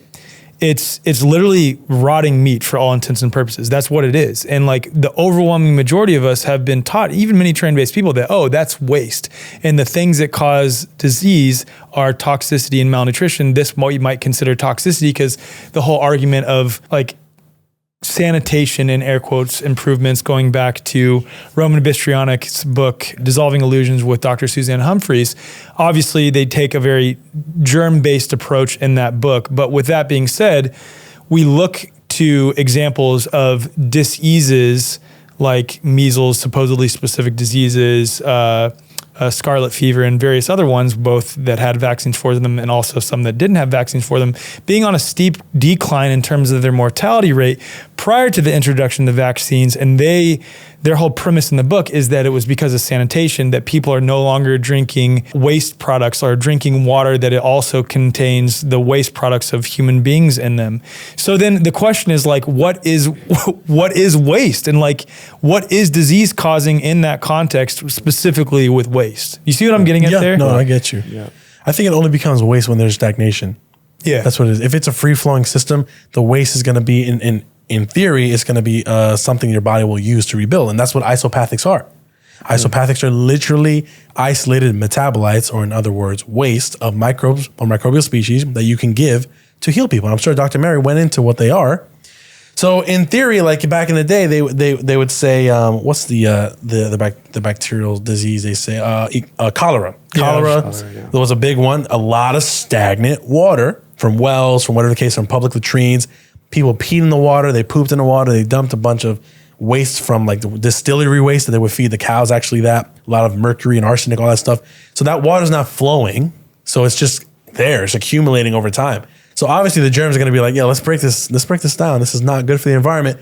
And then you're gonna drink that and you're gonna drink all of that waste. And I cited this study that Doña Roitas sent, where they fed a Clostridium bacteria different mediums. It was a glucose medium, a heart infusion, and then something else.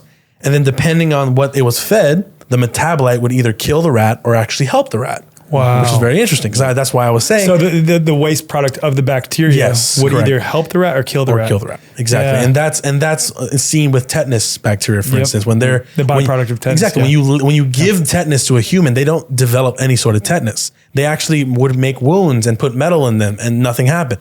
But when the tetanus bacteria was in an environment with very low oxygen, which is anaerobic, then it starts having the waste product that is quite deadly. You can give it to an animal or whatever, and they start spasming, getting to tetanus symptoms. Yeah. So that's my take. If there is stagnation, then there's going to be an issue processing that waste product. But in the vast majority of cases, someone is going to have waste products of microbes all the time. They're living in our mouth and our gut. They're always making metabolites, and we're not sick all the time. Well, it's a really beautiful example of like, that's what causes dis-ease in our body. You could suggest that it's stagnation inside of us, whether it's emotional, exactly, liquid, physical, whatever. So of course that reflects in the environment. Like the environment, like things that you ingest that cause disease is coming from things that have been suffering from stagnation in some form. Yep. Makes sense. And they're trying to break that stagnation down. And that's where the symptoms come into play. Yeah. So I try to sum it up extremely simply as all disease is distance from the creator. Yeah. Right? Because it implies distance from creation, nature, distance from ourselves, distance from faith, distance from flow, rhythm, coherence, natural foods. Natives didn't process their emotions. When I learned the language, the Mi'kmaq language, there was no word for jealousy. There was no word for these sins, So when the colonizers came over, they had to invent this word of what they were feeling, jealousy. They were like, they're feeling this type of way, and they had no way to communicate it because they had the guns now and all these trinkets. And so they would say, you smell like shit. That's what they would say. But there was no word, right? So they would just tell you if you were being jealous, they'd say, you smell like shit, right? Yeah. So that was always a funny story. But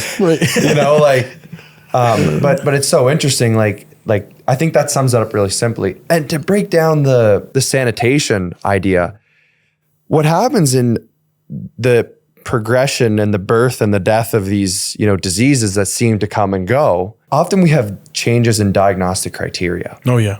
Right. And so we say, it's sanitation, it's this, it's the vaccines, it's whatever. But polio, when the cases went down, they changed the diagnostic criteria. Yep. You needed a spinal tap, you needed, a longer period of time of paralysis where it could have just been like 24 hours of paralysis.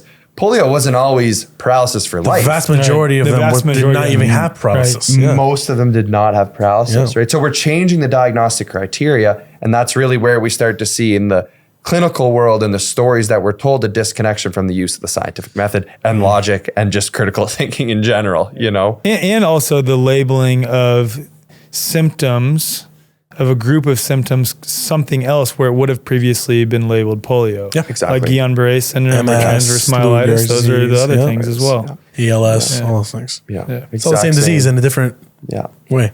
You also have the loss of specific diagnostic criteria and things like long COVID and Lyme. You want to do that right now? Let's go. It's time. It's time because we have hundreds. This is the biggest one for me that is so frustrating now because so many people in the quote unquote holistic health space bring up mold illness, bring up Lyme illness, bring up Epstein-Barr virus, bring up long COVID, and assert that those are caused by microbes and that they are real specific diseases. And it is so frustrating knowing what I know.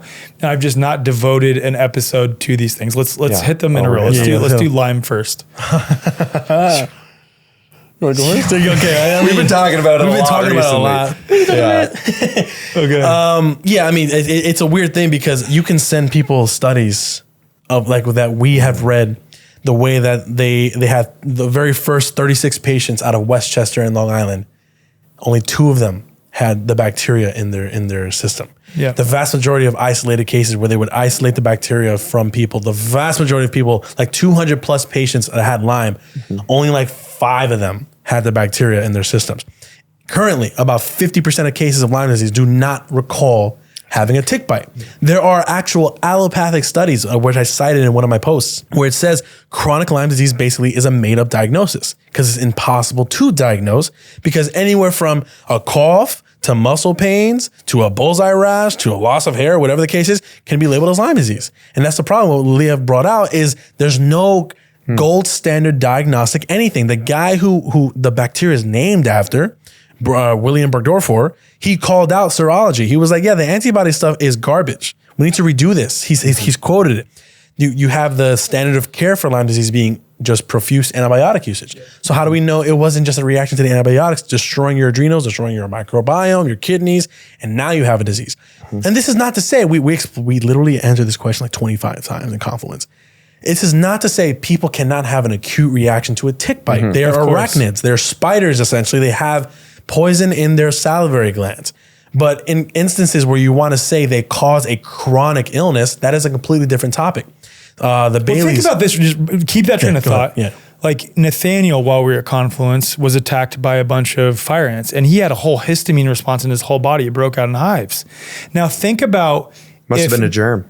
Yeah, exactly. Must have been a germ. Think about the perception, though, right? What if he had the perception that ant bites or these specific fire ants are quote unquote known to cause this long chronic illness? Yeah. Imagine had he had those ant bites and then the histamine response, the perception that creates. I'm talking about the nocebo effect here and how powerful that is. So for the people who are bitten by ticks, or even people who go out into nature without being bitten by ticks, but might just feel a little bit off the next week or the next month, maybe they had an emotional thing occur, maybe like something in that realm of things occurred, and they are now certain that, oh, it must be because I was bit by a tick. I must have Lyme disease. Like that is a whole separate element that is incredibly important to understand as well. No, absolutely. And that I need to be having a diagnosis. I need that because I can't explain anything else. What was the emotional aspect, the nutritional aspect? No, it's not that. I was bitten by a tick and I am a victim of this tick. Ticks that we've lived with for thousands of years on this plane just suddenly wanted to attack us.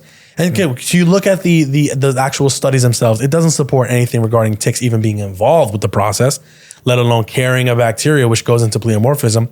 We've had people on his post specifically say, with dark field microscopy, you can see spirochetes in certain cases.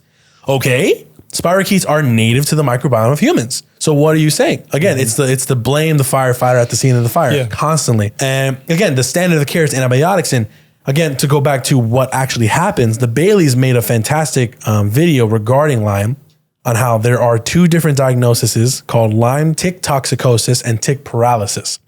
And these cases, the toxicosis is essentially an acute reaction to the tick bite. And the paralysis would be more of a musculature bone type of reaction to a tick bite. So again, depending on your terrain, you're either going to be completely fine or have an acute reaction. Some people get erythema migrans, which is the bullseye rash, but there's like 9 other bugs that give you the same exact rash. So it's not specific at all. And then you get the poison in there and say you didn't eat well, you've been kind of stressed out. You may develop some hives or histamine reaction, make low energy for a little bit, gastrointestinal disorder. But how you react to that, am I going to take some homeopathic cantharis? Am I going to do a fast? Am I going to go to the sun? Or am I going to go to a allopathic hospital and get antibiotics and get drained of my blood to do tests? And then one is going to lead to health, one is going to lead to a chronic ailment. So it's really that. So again, nobody in this room is saying you didn't get sick from a tick bite. That's not what we're saying. We're saying this made up thing of over 100 different symptoms. It's 50 to 100 different symptoms. It's by definition, it cannot be a diagnosis. There's too many symptoms in there. Yeah. So and it keeps people trapped.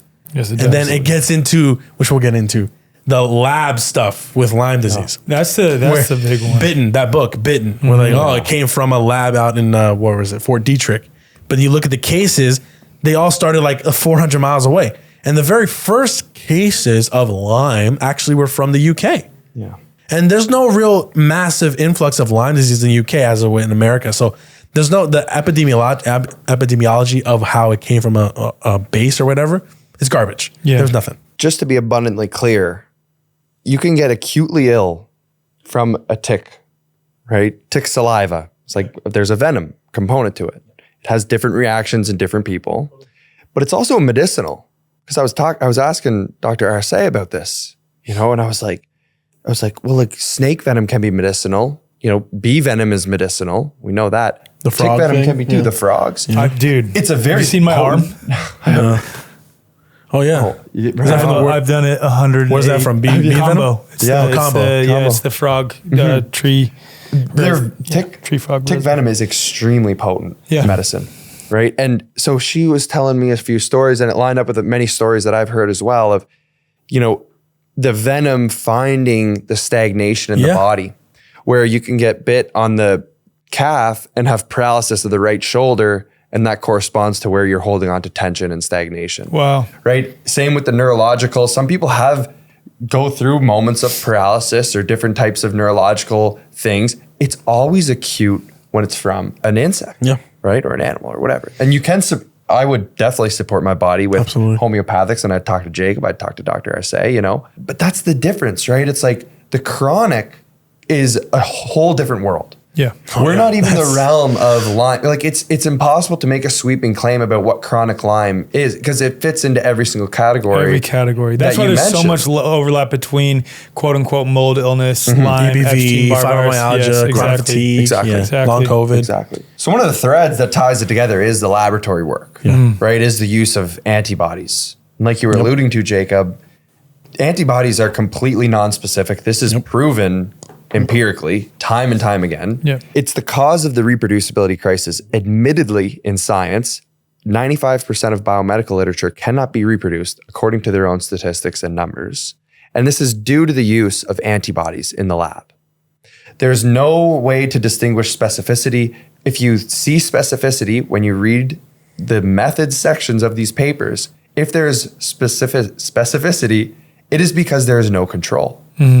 It's because they took this antibody and they only tested the cell cultures with the bacteria. They never tested the cell cultures without. Yep. Right. And when you do that, you realize, oh my goodness, they're non-specific. They're cross-reactive, whatever words, they use different words. Non-specific is the word. They try to say, oh, there's cross-reactivity and there's mono antibodies versus poly. No. They're all, if there is specificity, it is because of methodological failure. Yep. In the scientific method. So that's one of the threads that ties together because we test either using PCR or antibodies, both of which are completely faulty tests, both of which should not be used clinically because in the lab they struggle. Right. And that's what ties if you test negative for Lyme, you go for a mold test, you go for a mold panel. If that's negative, you go for the EBV. If that's negative, you go for the long COVID and you keep testing until you get a positive so you can identify with that group. Right. Like that's kind of, back the old dissident days, like in the AIDS days, I forget what his name was, but he was up on stage and he goes, someone asked him, what would you do if you had a positive HIV test? He'd go, I'd keep testing until I get a negative and then I'd go home. I think it was Dr. Robert Morse. Yes, I think so. It might have been. Yeah. So I do the same thing now for Lyme and EBV.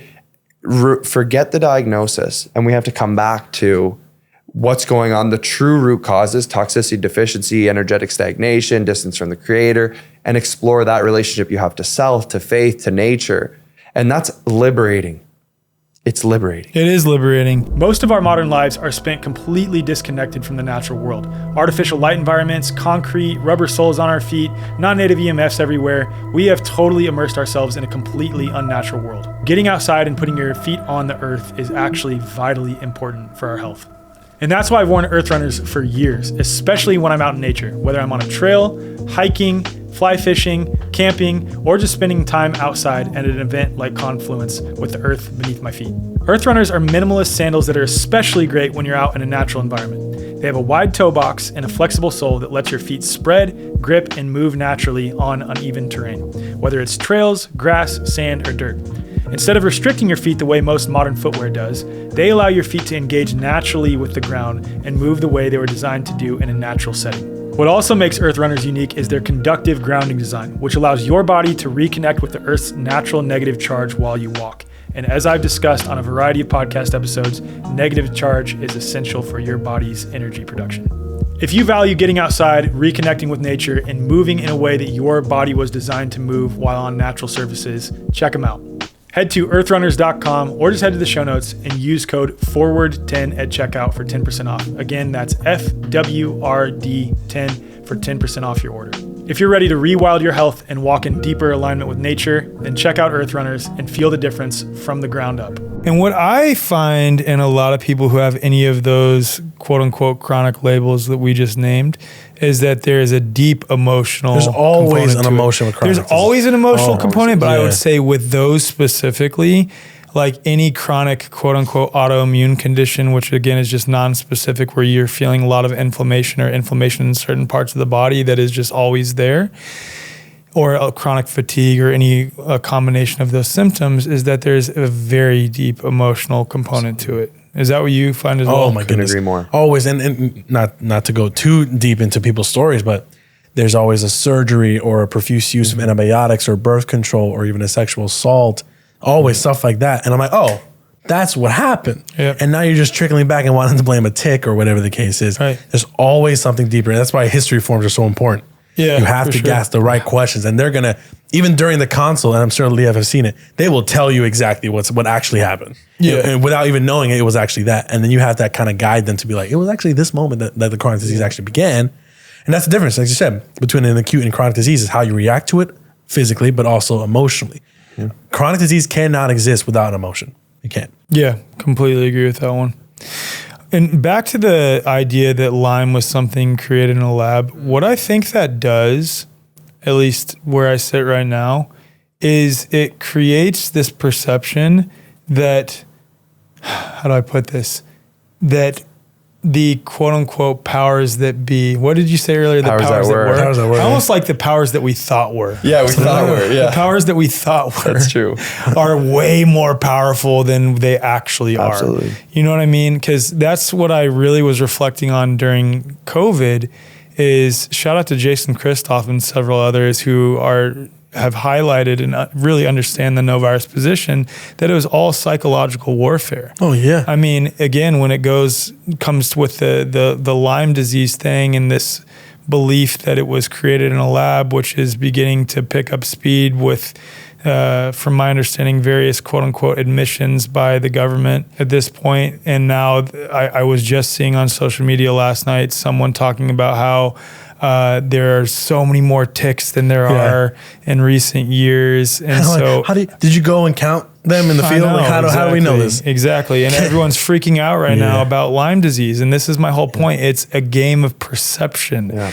What the powers that we thought are good at is manipulating perception more than anything. Do they create toxic things? Making you feel powerless. Glyphosate is toxic. Yeah. Non-native EMFs can be incredibly toxic over long periods of time, but I would love to talk about that too, because it's like that belief in and of itself will make you fearful and could elicit symptoms. So it's such a interesting thing to think about. But it's like the main thing is perception that they can manipulate to where we are actually eliciting symptoms by psychosomatics and the nocebo effect and just chronic stress related to these beliefs. And I know people, they're going to listen to this and they're going to go back to bitten or those things and like, but what about this? I'll tell you right now, just rattling off, they did a study with bunnies. It was 300 ticks tied to 8 bunnies in the lab.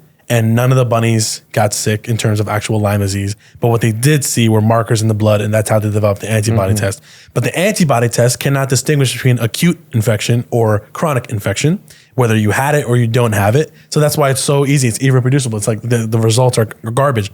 And in the actual bases themselves, we're not denying that the military industrial complex, whatever the case is doing studies, chimeras, if you will, with animals. They did do stuff with COVID in terms of combining cell cultures. Yeah, they did do that verifiably, and then patented what the reaction was. But to say that it was successful is a completely different thing. Exactly, and that's what we talked about at the end of COVID ad nauseum. They combined cell cultures, injected it into guinea pigs, and just kind of waited and saw what happened.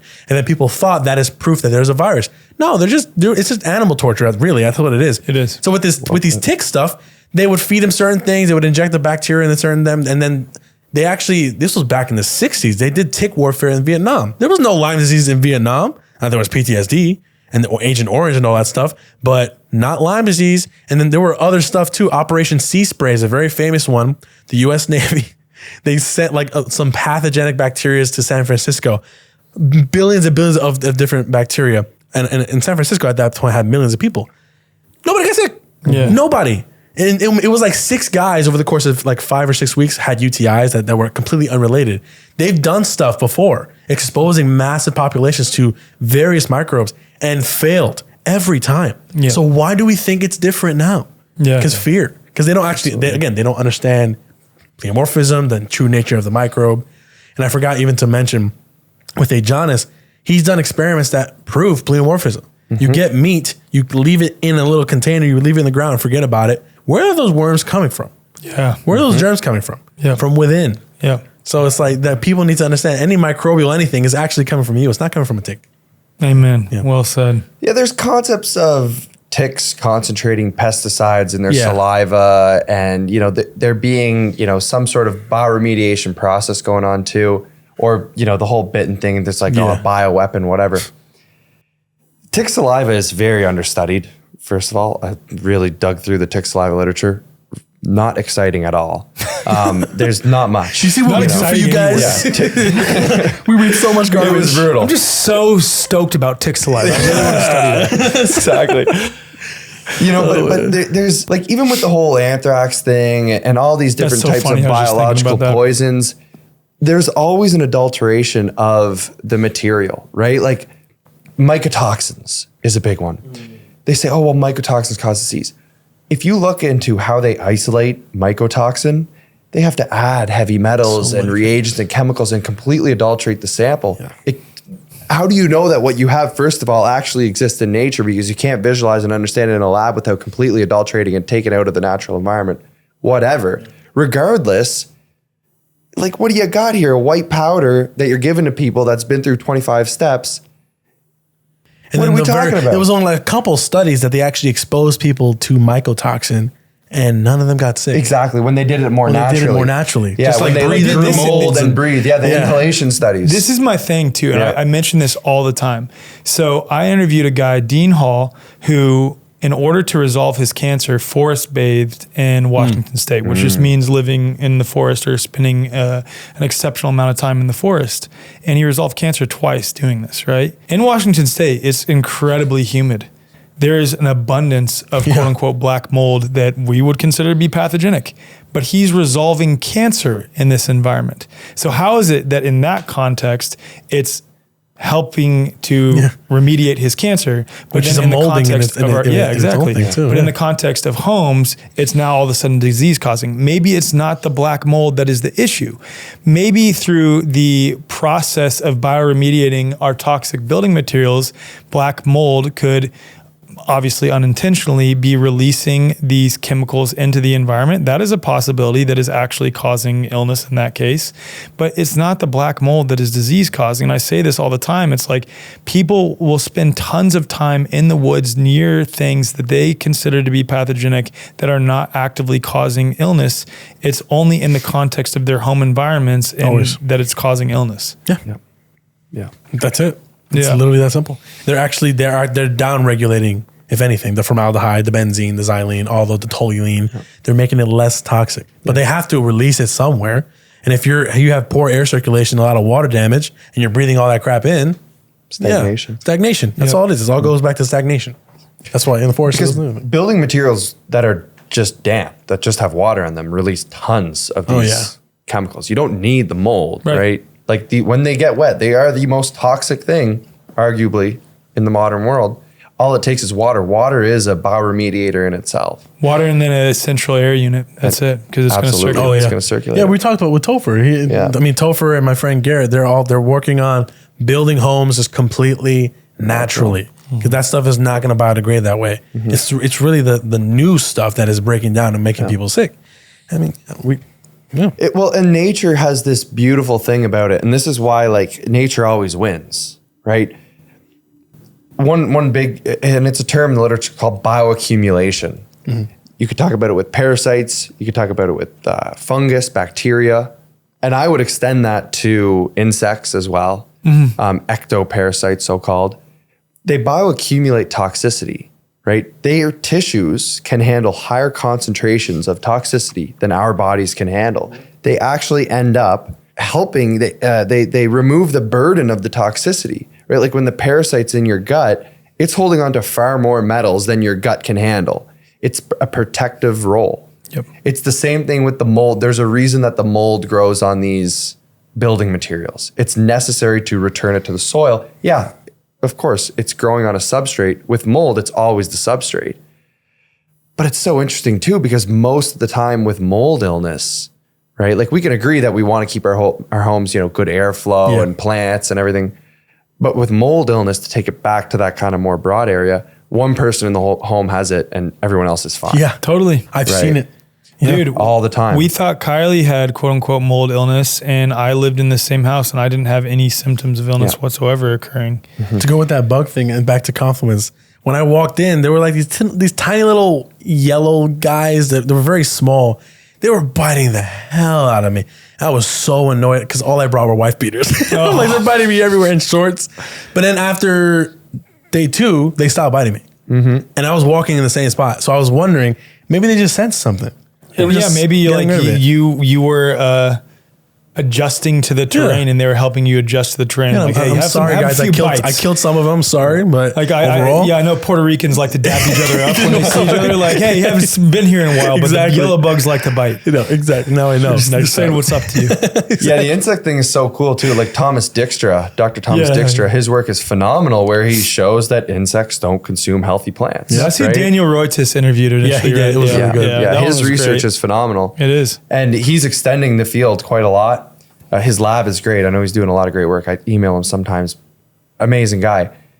I kind of extend it to the ectoparasite and mosquito world too. Primitive people, again, all anthropological literature points, insects left them alone. Yeah, it's interesting. Right? Mosquitoes, black flies, all these things, left them alone. Right? Like, why is that?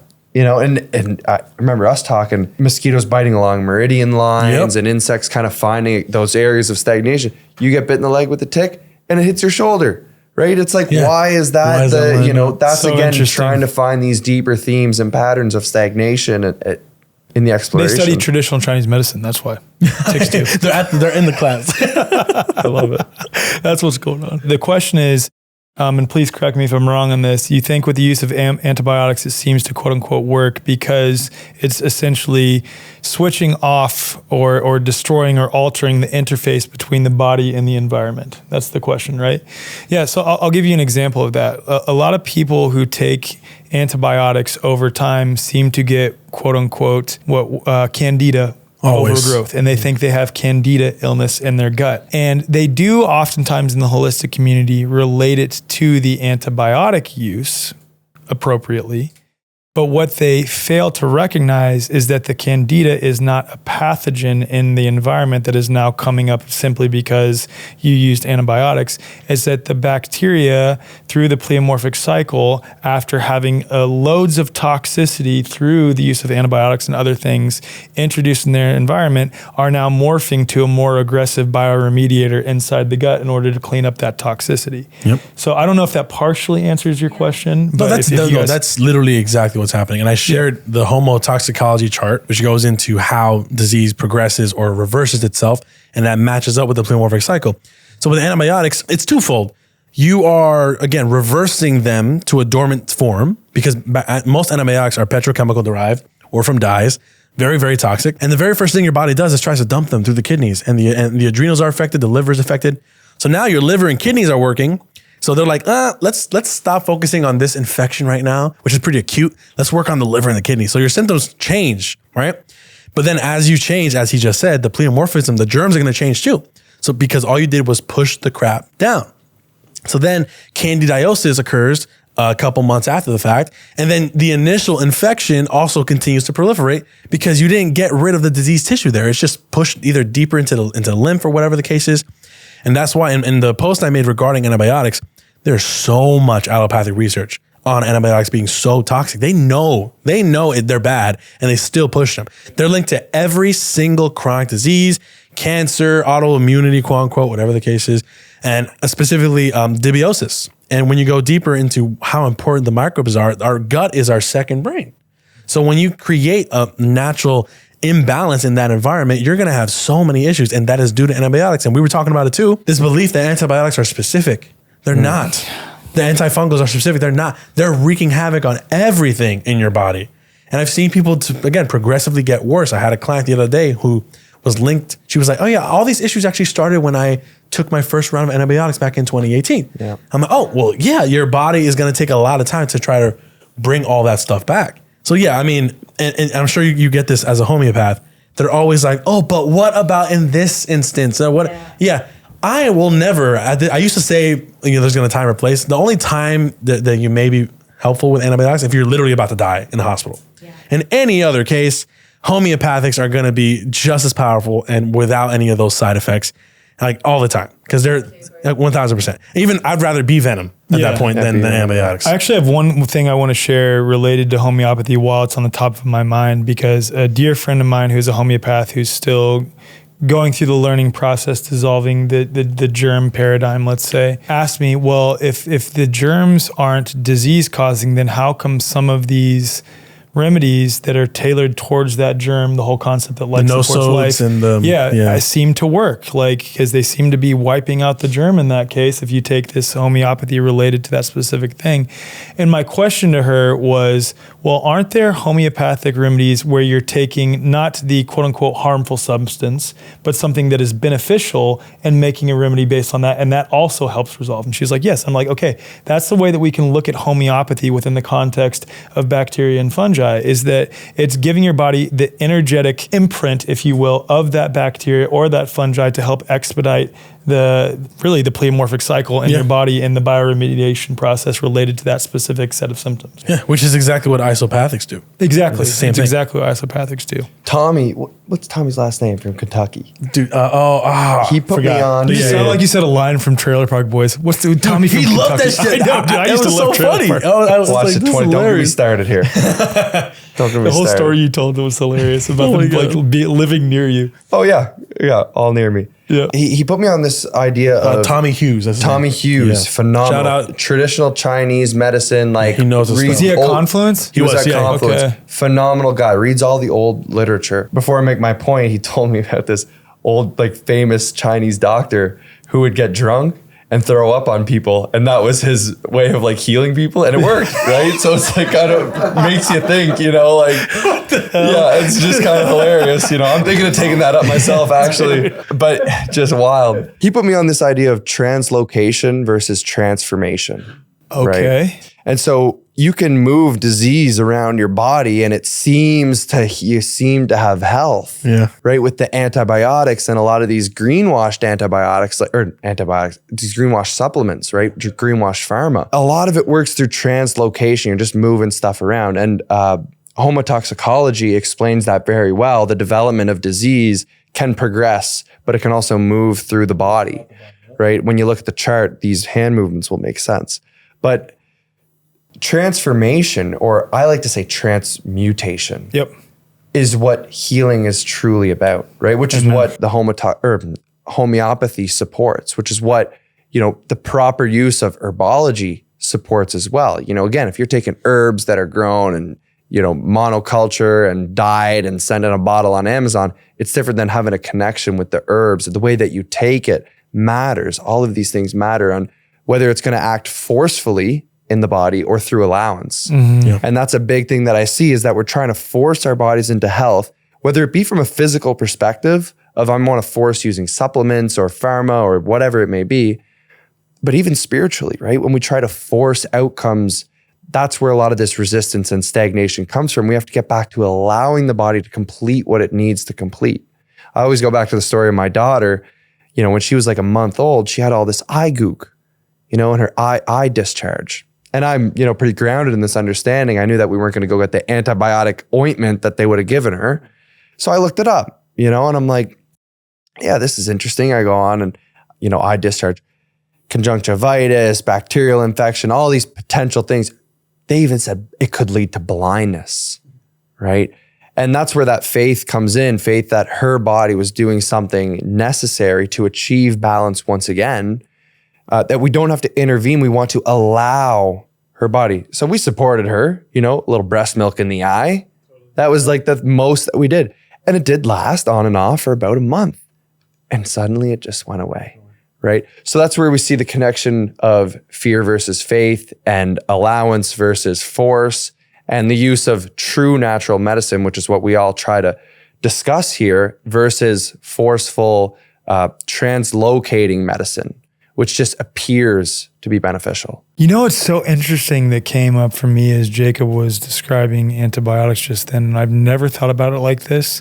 It's related to something that I have been thinking about quite a bit lately, how deeper than the belief in germs and that germs are disease causing is a belief that nature is inherently pathogenic, which is based in the belief that in order to obtain optimal health, we need to quote unquote fight against nature. Yep, it's a warlike model. And yeah, warlike model, warlike paradigm that like humans have as it pertains to health, as it pertains to freedom, as it pertains to peace. And antibiotics, given that overwhelmingly the allopathic system at this point acknowledges that antibiotics are harmful in some areas, it's like how in defense, quote unquote, really war-related context, people will say that, well, we know that these bombs, these munitions are ultimately going to wipe out a lot of people in this area, but that's the necessary collateral damage because this one bad guy that might be there,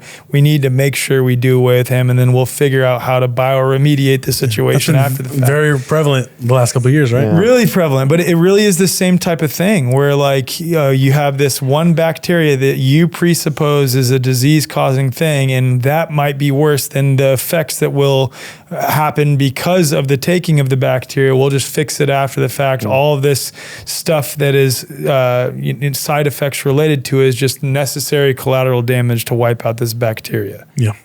More so than the medicine, the emphasis on medicine, I try to emphasize the principles of natural healing. One of which is first, do no harm, right? Sarah, doctor as teacher, treating the body as a whole.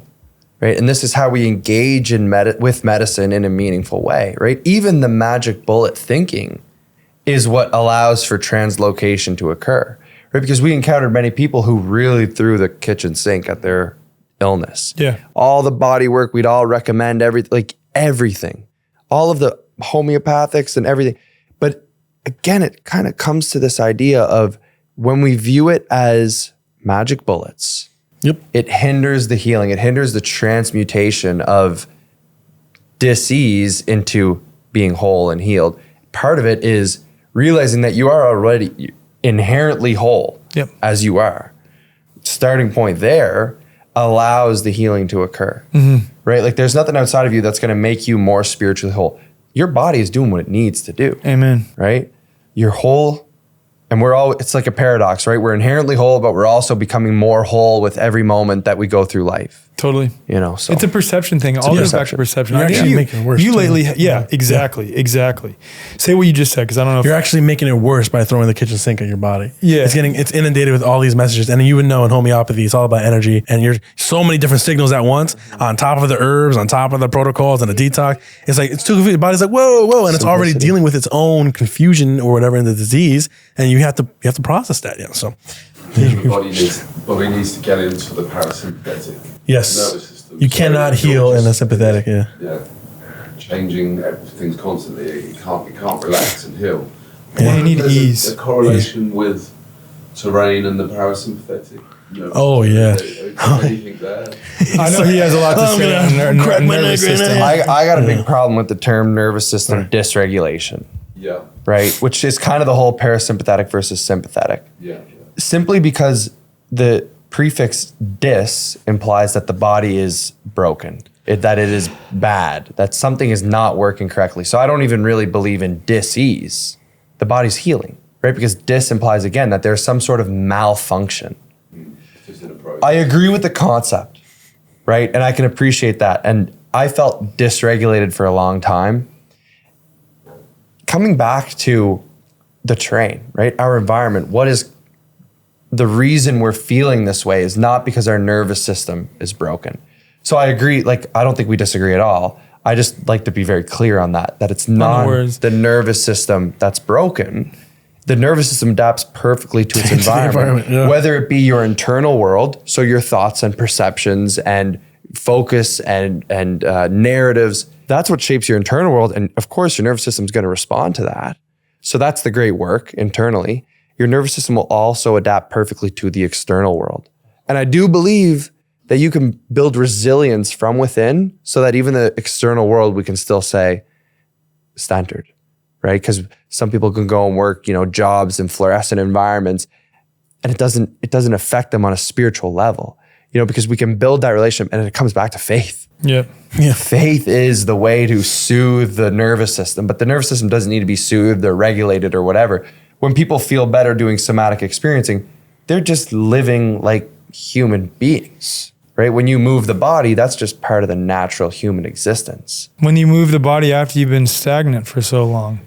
And the way that I look at it too, though, is it's like, I look at it more like water, right? How it relates to the waters of our body. If you're keeping that water held in, and then you could say, at some level the memories associated with something stuck in that water, and you're not allowing it to flow through you through experiencing the emotions pertaining to it, that could lead to dis-ease. And that's going to keep you tight. I don't look at it, the nervous system being tight. It's just that your whole system, the body, is tight in relation to your perception related to that last event, which also is crazy because it really is your false identity, which leads to the perception of that event.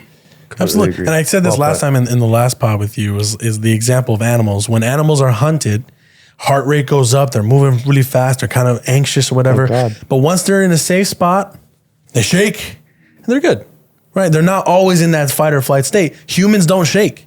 So our nervous system is going to have anxiety attacks. We're going to have depression. We're going to be overthinking, OCD, all that. That's our nervous system trying to shake us back into place. Cortisol rises, whatever the case is. But we need to pay attention to that. But the problem is we stay in that state where we're always constantly like that. And that could be the emotions, that could be trauma, that could be your work, whatever the case is. But it goes, again, like you said, it goes back to faith. It does. And I feel like, especially now in the holistic health space too, it's becoming like an identity of healing. Like, why are you constantly healing? Yeah. Like why do you always have to be fucking healing? Like, you're supposed to be done always with trying to fix yourself, which implies that there's something wrong with you. And the irony is it's the perception that something is wrong with you that is making you feel like something is wrong with you and that you need fixing, which is making you actually need to be fixed. It all goes back to perception, which all goes back to identity previous to that. It's the false identities. Like, just like what we talked about with Confluence, how all of the people in that space who had the intention that this is going to be an incredible event, again, correlation doesn't equal causation, but I would say that there's enough evidence in my back pocket at this point with multiple confluences with inclement weather all around us, and then nothing happens there. I will say it's also interesting though that like leading up to Confluence, Molly's farm was having a drought. So I reached out to past Confluence attendees and said, hey guys, please pray for rain leading up to the event. This is your fault. It's your fault. Should be a little more specific. Please pray for drizzle. Please pray for rain 2 weeks before the event and end right before the event occurs. But the point that I'm getting at with that is like, you see what happens when large groups of people, you can bring this up like with respect to the Maharishi effect. Again, I wouldn't claim a direct causal link ever, obviously, but the p-values on some of these studies with the Maharishi effect are off the charts where it's like, okay, there is a strong relationship between the two variables, which would suggest that there might be a causal link between them. Again, just a suggestion, but the point that I'm getting at, you have to be like so careful about how we communicate any of these things. You know, you're going to get a DM. People are always trying to like, positive claim. Yeah, I had one guy, freaking JJ Cooey. He's like, I know that guy. He's talking about falsifying virology, and then at the end of the presentation, he brings up water memory. I'm like, yeah, I said this is one possible explanation. They missed those parts, But I just went off a lot of tangents there. What I was trying to say is that's a clear example of our intent, our deeply held beliefs, and then going back to previous to that, our identity and our false identities can elicit actual responses, not only in our physiology, but in possibly the nature of this experience itself. Like that is the biggest piece for me lately. Like even so much fear about 5G and millimeter wave technology, so much fear about chemtrails. Don't get me wrong. Do I think that those things are positive for the environment, positive for the natural world? No, absolutely not. Do I think that they're good for our health, objectively speaking? No, absolutely not. But do I think the hyperfixation on those things and the fear of the dis-ease they may cause is good for us? No. I would argue that might actually be worse for us. Yeah. I know people who don't go outside because of chemtrails. I'm like, you're losing the battle. Exactly. If you really care about chemtrails, start making orgone machines, cloudbusters. Yeah, get the copper up in there. No positive claims here, but that shit works. It really does. It really you can does. see it. You look up over your house and there's like 3 little holes and 3 copper pipes. It's like, 100%. Mind blowing. Don't need to sell an orgone machine or whatever. You can do that with your intention too. 100%. If you tune in, kids can do it really well. Heard like tons of stories about that. Dude, I'll lay in my backyard with my kids sometimes, and I was showing my son this the other day. If you lay down and just focus on start with a small cloud that's right above you, and anyone can do this. I'm not claiming to be special at all. Anyone can learn to do this.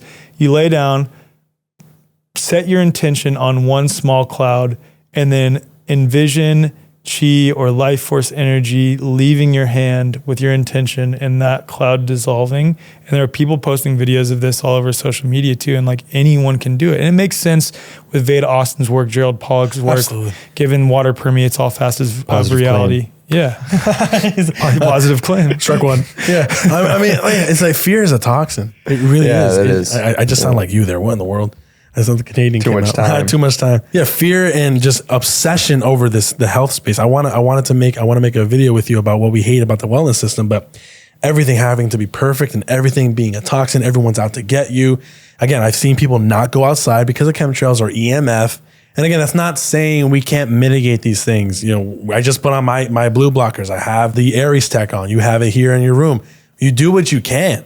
But like you part of health is adaptation to those stressors. Exactly. Yeah. And if you're not going to adapt to them, you're going to get sicker.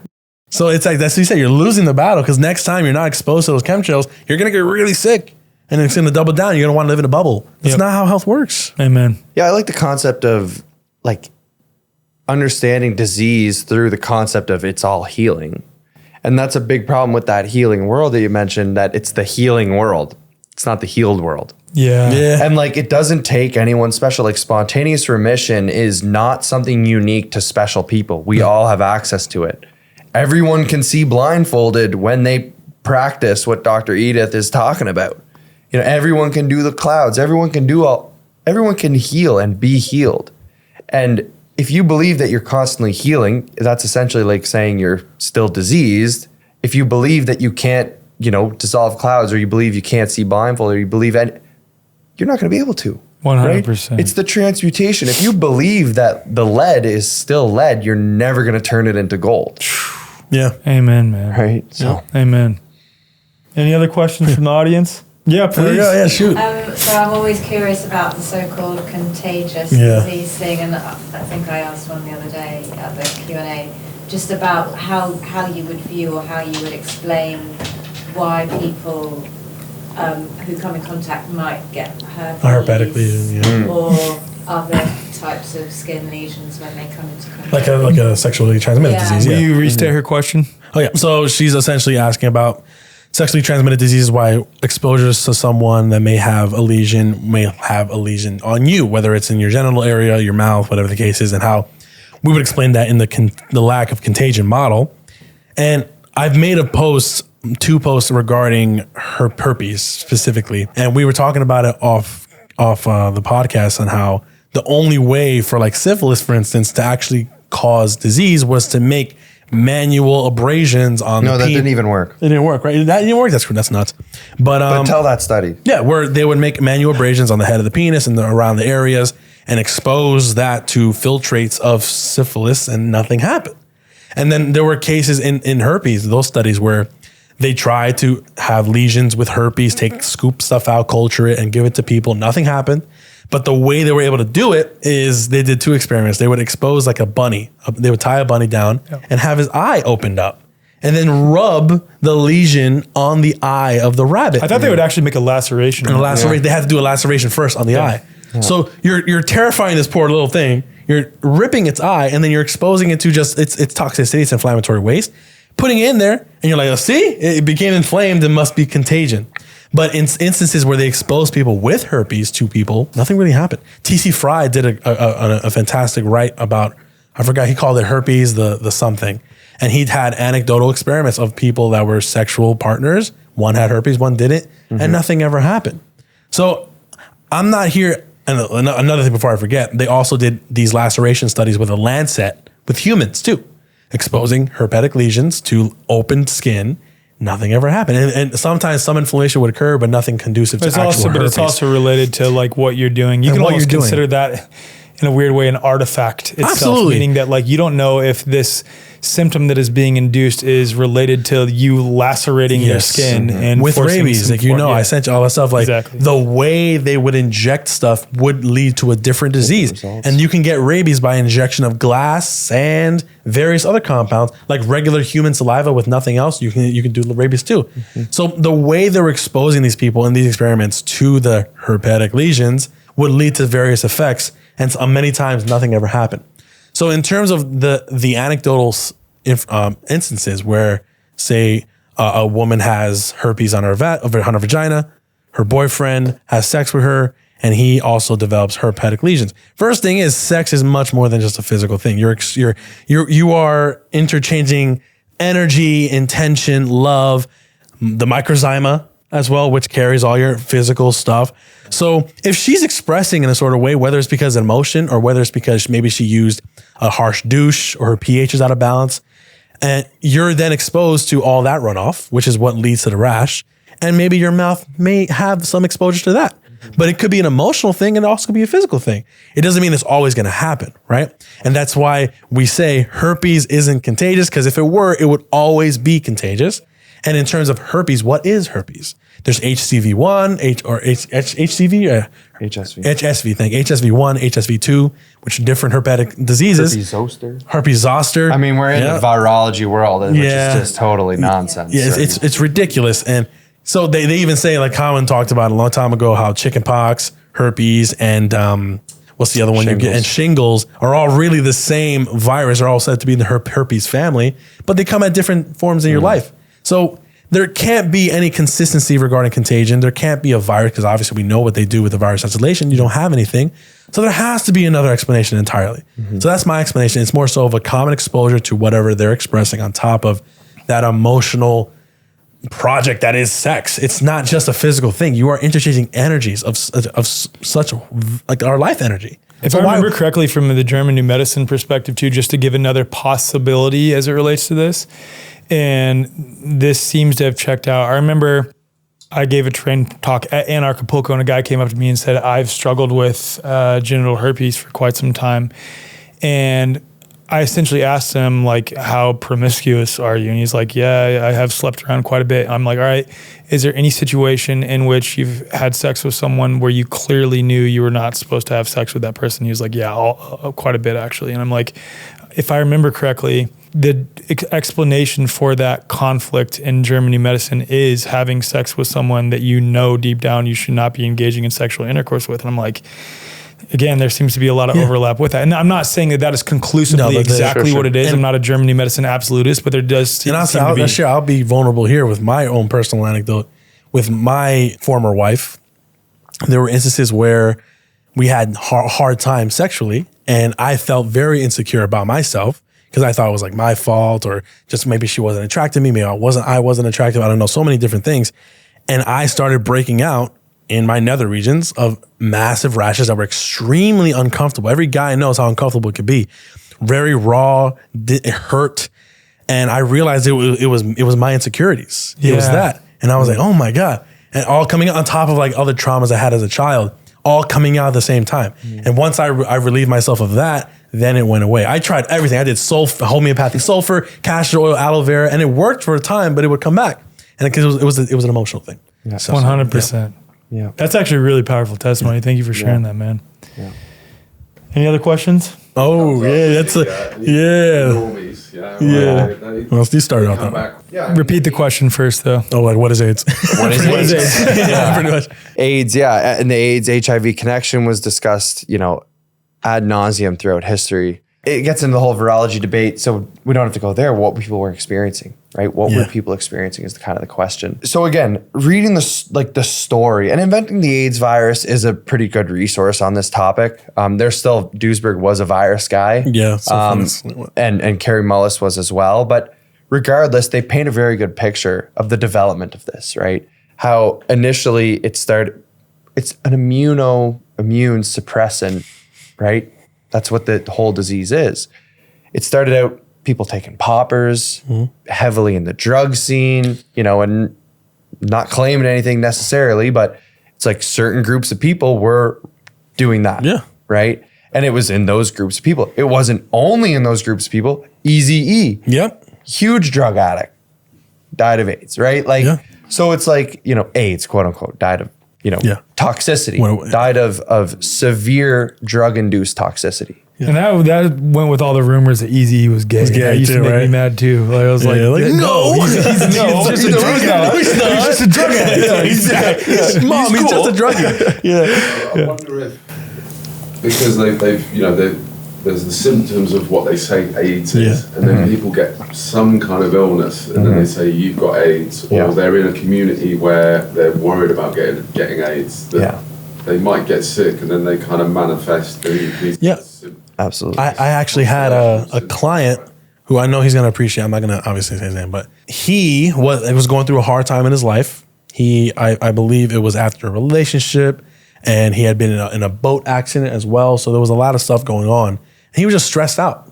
He went to the hospital. He went to a doctor actually, and she asked him, "Are you homosexual? Are you sexually active?" Because he was having just pains and just low energy, and just based off of him being homosexual, test, and then they get a test positive, right? And now he's given a diagnosis of HIV when it was literally just emotional stressors. That's really what it was. So I weaned him off of his medication, and lo and behold, he's perfectly fine. No symptoms at all. And, that goes with what he was saying. The very first cases of HIV in America came from like 10 gay guys who all were profuse drug users and all had fungal infections of the skin and the stomach, all using poppers, blood transfusion drugs as well. Yeah. So obviously your terrain's not going to be that great. Yeah. And then exactly. And then the very drug they give you in the hospital was AZT. Which... Well, they were taking it preemptively too, right? So like they were taking it before going out as like being safe and all that stuff, right? Like that was kind of the message sold. So that's how you see the, epidemic build up, right? Because it was like toxicity and it was kind of coming up, and they were like giving these tests. And it was like COVID. It was the first COVID. It was the first COVID. COVID was AIDS 2.0. Yes, it was just on a more mass scale. It's the same thing. Same people too. Fauci and all those guys. Fauci was a big AIDS guy. Yeah, absolutely. And now you see where else do they have the testdemic is in like Africa, and like everyone has AIDS down there. But it's also interesting because the symptomology in Africa related to quote unquote HIV/AIDS that is common is completely different. It is totally different. I think what was that documentary? The Emperor's New Virus, was it? Or the Emperor? No, Emperor's New Clothes. No, there was that was a good Disney movie. Emperor's New Groove. But Brent, I think Brent Leon was his name in our terrain chat. He almost featured that during the end of COVID. I had to reach out. Yeah, it's an amazing documentary. The Emperor, look, you keep going. I'll look it up. But regarding that, there were instances where you can go into Canada or into the United States, and the test would be completely meaningless depending on where you're at. So how does that work with the disease? Yeah. And when you look at what is AIDS, acquired immunodeficiency syndrome, and you look at what it was before, it was a disease that people with chemo would get. Yeah. Because they go through chemotherapy and it just nukes their entire body, so they're super weak. People that were malnourished. The Emperor's New Virus, an analysis of the evidence for the existence of HIV/AIDS. There you go. Yeah, both recommend everyone watch those. People who were malnourished, so not eating right, and that's in Africa. In many cases, they're not eating. And then third were the drug users. Yeah. They all had the same kind of symptomatology, and then you convinced pretty healthy people based off a test, I must have HIV. And then I've had this discussion with a friend who actually works for, I believe, the World Health Organization or something like that. What is it? And she, I said to her, there's no evidence of it existing, like, scientifically. Mm-hmm. And she said, well, I don't need evidence. I've got epidemiology. I believe she's an epidemiologist. Yeah. And she said, well, there's, truck stops with prostitutes, and they all have it, and then, they can map it with that epidemiology. So... This is the problem with referring to epidemiology as conclusive in terms of a cause and effect relationship. Like you can show a possible, and any honest scientist, any honest epidemiologist would even say the same thing. You can show a possible relationship with two variables using epidemiology could give way to a possible causal relationship, but you still need to go back and use the scientific method to establish a direct causal relationship between the two variables. Now, when it comes to virology, obviously, we don't even have the starting point. You don't have a testable hypothesis because you don't actually have an independent variable to manipulate in the first place.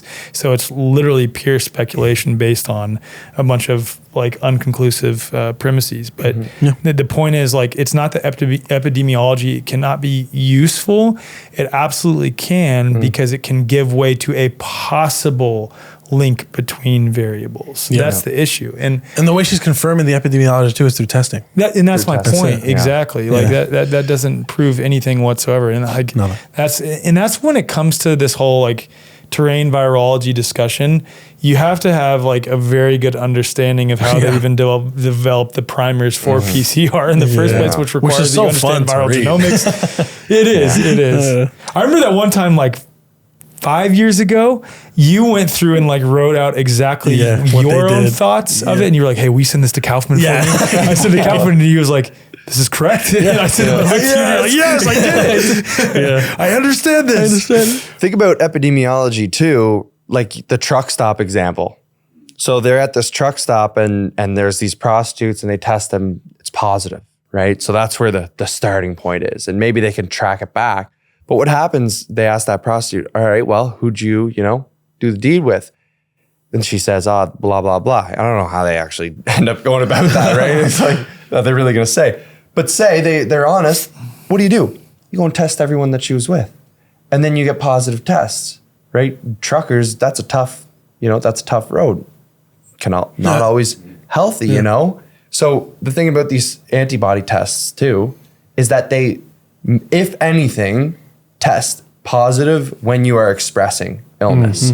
It's like the COVID test was PCR, which was pretty much just random. And then the antibody one, which would show up, when people were actually sick. So it was confusing because like you'd get that one, you'd have like flu-like symptoms, or you were pregnant because your body is upregulated in a way you're creating. It's the most beautiful miracle of life. But then you're testing positive for antibodies, but then the PCR, there's no, one-to-one. It's not even a close correlation in the lab, right? But again, that's how epidemiology comes about. It's like you're testing groups of people to make it make sense. It's completely like you're literally creating the data in front of you, because you're not just testing a bunch of random people that they were close to and seeing, if they did that, then they'd say that AIDS could be spread like this. Totally. But they only test people who are. It's like in COVID, they could track the COVID spreading because it was like, who are you 6 feet? Yeah. Were you with 6 feet? Then you test only those people. But if they test people within 20 feet, then they would have said it was 20 feet. Most healthcare today operates on an outdated mechanistic model, treating the body like a battlefield rather than a self-healing system. You wait months for an appointment only to receive a rush diagnosis that labels you rather than truly understanding your unique health. Even in holistic health, many practitioners rely on endless lab tests and supplement protocols, addressing symptoms instead of the root cause. And the result, another prescription or supplement regimen that merely suppresses or masks symptoms rather than facilitating true healing, whether the imbalance was physical, emotional, energetic, or a mix of all three. And that's why Dr. Tom Cowan co-founded the New Biology Clinic, to offer something radically different. As one of the most respected natural health doctors in the world, Dr. Cowan has spent decades challenging conventional medicine and advancing a deeper understanding of human biology, water, and natural health. His work isn't just about rejecting the mainstream, it's about offering a more truthful, biologically coherent approach for healing. The New Biology Clinic recognizes that health isn't about fighting disease, it's about restoring balance. You're not a diagnosis, you're an individual with a unique story, and healing should honor that. With virtual consultations available worldwide, the clinic offers a flat-rate monthly membership that gives you direct access to practitioners who take the time to actually listen. Members also get exclusive health live streams, a resource library, and live sessions covering everything from biofield tuning and breathwork to movement and meditation, all designed to support whole body healing. And if you're not ready for a membership, you can book a one-time appointment, sign up for an enrichment-only membership for the healing modalities alone, or schedule a free connection session with one of the care team members to see how the New Biology Clinic can help in your specific situation. This isn't about keeping you dependent on doctors. It's about making you sovereign over your health. Head to newbiologyclinic.com and use code THEWAYFORWARD, and that's spelled The Way, F-O-R-W-A-R-D, for $50 off account activation, or just head to the show notes for more info. If you're a member of The Way Forward, email hello@thewayforward.com for $150 off. Your body already knows how to heal, and New Biology Clinic helps you remember. Well, it all goes back to the preconceived idea that is fundamentally false. Like you think about during the COVID era, at the very beginning, there was like one guy in Wuhan who presented with uncharacteristic pneumonia. One man. And they had the presupposition that this must be a viral disease. So they tested him for quote unquote known viral illnesses. He tested negative, and instead of trying to look at the situation as objectively as they possibly could and say, oh, well, he's tested positive for these other viral illnesses. We live in a pretty polluted city. Literally. Like, and they just installed a bunch of 5G here too. Yeah, and they just installed a new thing in the environment, relatively speaking, because it hadn't been used in mass at that point. Maybe that could be it or something else. They already had this presupposition. I'm starting to think the whole thing was fabricated, the whole story. What? I think the whole story was fabricated. It is retardedly stupid when you look at it. Yeah. When you read that initial paper, I think it was the Fan Wu paper. It's ridiculous, man. It's absolutely ridiculous. Like, because even when they talk about I don't remember exactly what they use, uncharacteristic pneumonia or something along I think it was something along those lines. It might have been that. Like, what does that even? They didn't even say what does that mean. Like, what does that mean? Uncharacteristic pneumonia. I think it was just that he tested negative for other known pneumonias. So they were like, oh, it must be something else. Yeah, but there's nothing. But that, again, that's the whole diagnosis paradigm. Yeah. It must be something. Well, when you're sick, with like COVID, if they didn't test positive, must have been a different variant. Yeah. Right? Like there's always the backfill, right? Like it's always something else. Yeah, that's exactly not based in the Omicron variant. Like Kaufman did a fantastic video. The Omicron variant, for anyone listening, it came from a negative COVID test. No shit. Like people, like they were testing all with. You need to get for positive all 3 primers. A bunch of people had symptoms, but were having only 2 of the primers. So they said it must be a COVID variant of it. Omicron came around. And I'm like, what is they're making negative positives. They can do whatever they want. The whole antibody thing with HIV. It's like if you sick They changed the rules. They changed the rules. Yeah. It's a goalposting. Yeah. Do y'all have another question? Yeah, Sasha, you had one? Something about Crohn disease. I've heard it's uncurable, and my half sister has it. So I want to maybe know about your thoughts about it. Coming all the way from Slovenia. That's amazing. Yeah. So she's asking about Crohn's disease. Okay. No, you go first. I'll try to pipe in. Okay. I mean, with Crohn's disease, gastrointestinal disorders, of course, you're not absorbing your nutrition properly. You kind of lose weight, low energy, thyroid can be affected. I mean, everything can be affected because your gastrointestinal, that's your second brain. There is no real distinction between things like celiac, IBS, Crohn's, ulcerative colitis. All of them are just, your tummy it needs help. Right? You asked me the question, which is funny because I was diagnosed with irritable bowel syndrome when I was 15, 16 years old. And I believed it. Even though my symptoms were not that bad, I believed it. And they progressively got worse because I kept believing that I was special because I had a chronic disease. On top of the fact that I was raised with a typical American diet for the most part. So high carbohydrates, high sugars, processed foods. And that is, depending on where you're at, where your sister's at, where I was at, we're going to have a different expression. I also had a long history of antibiotic usage. So what was once a gastrointestinal thing of just kind of being constipated or just having loose stools soon then became tons of rashes, mood swings, low libido, low energy, all those things. So when they're given a label, like for her, I'm sure she's had these symptoms for a prolonged period of time, I'm assuming, right? And I don't know her story. I would have to ask her, were there antibiotics there? Have you been, the emotional side, the gut, the gastrointestinal is holding things in. And in traditional Chinese medicine, which is my philosophy more so, I don't really go towards German New Medicine. I do traditional Chinese medicine because I think it just matches up a little more. Just saying, what have you been holding in? What have you not communicated to the world? What affected you and you haven't processed yet? And then you can even check their teeth to see if that matches up with the organ, with the acupuncture meridians, which is really cool. Which I would have to know her whole story, what she was eating, her emotional state. But to be given a diagnosis and then told this is not curable is absolutely ridiculous. Because everything is curable. Absolutely. It's just they are not good at their job. So they haven't seen someone heal from this. An example I gave to our friend Eva, who shout out to her yesterday. She broke her toe recently, right? And she was doing stuff with it. I had a client a couple weeks ago who had a Jones fracture. And for those who don't know what a Jones fracture is, it is said to be, if you don't get surgery, it's said to be unhealable. You can't. And so she fell down the stairs or whatever. And I'm like, well, she called me, oh, my doctor says I need emergency surgery or I'm not going to be healed. Same thing, fear. You go to a hospital, you have an infection, you're going to get sepsis if you don't get antibiotics. Fear. So I'm like, okay, so I tell you right now, you can heal. Homeopathic Ruta, homeopathic Bellus perennis, Castor Pax. We're going to do some grounding, some red light therapy, and don't stay stagnant. Move that foot. Do some band work, all that stuff. Lo and behold, she's jumping and walking in 5 days. Bruising gone down completely. So it's really just matching up what the body is telling your sister in this case. There's imbalance here. We have to figure it out. Don't rely on those antibiotics or anti-inflammatories or even the colonoscopies, which can cause a lot more issues, or staying away from specific foods that can be very nourishing, like raw foods, like fermented foods. And it's just so many avenues we can help with that. But Crohn's disease is very easy to heal, I would say. I healed my IBS when I actually locked in on my terrain in 3 months. Something that affected me for almost 10 years. In 3 months gone. So yeah, there's definitely a way to do it for sure. I study parasites quite a lot, and there's a very interesting, and I don't believe parasite is a valuable term at all. We need to come up with a new term. Worms. Oh, we do. Yeah. Seriously, though, because parasites already like implies that they're parasitic in nature.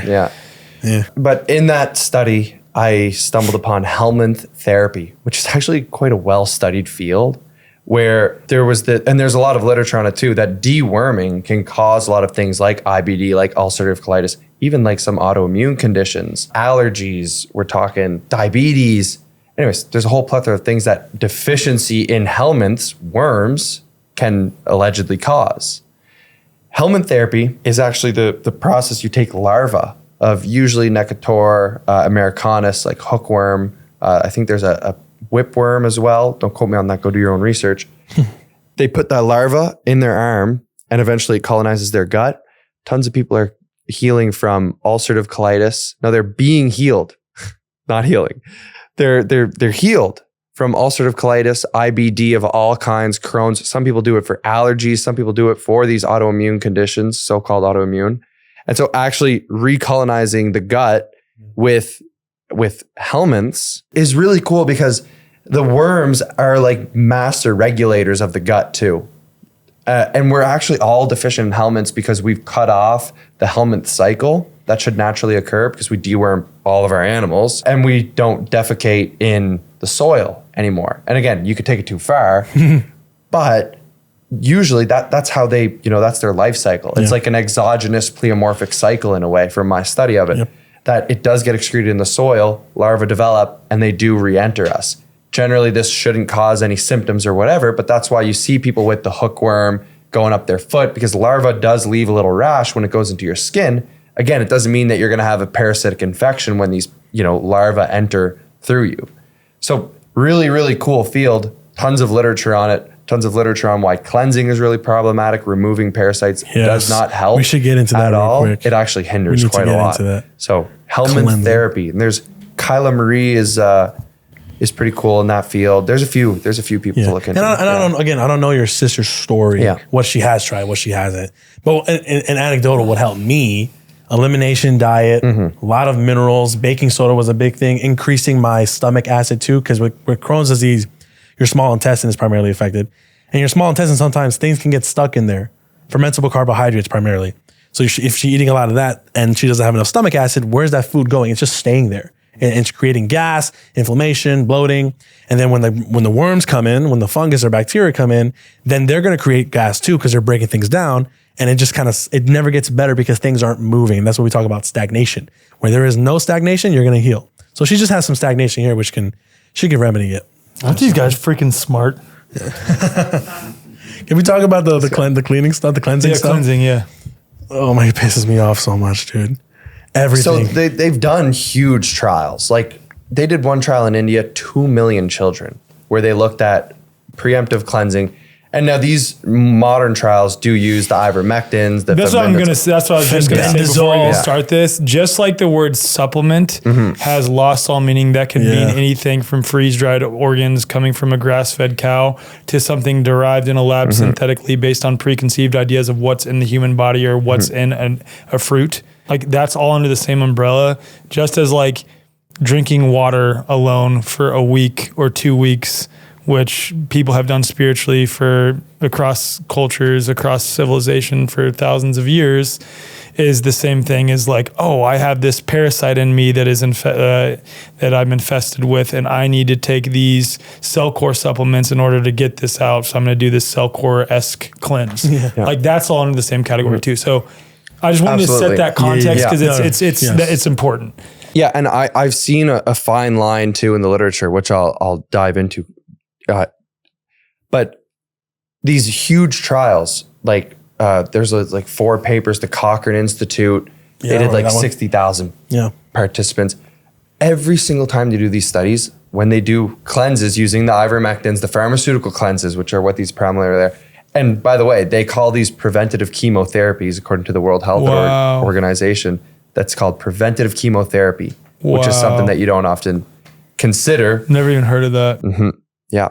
A huge budget for it, especially in like the third world countries, lack of better terms.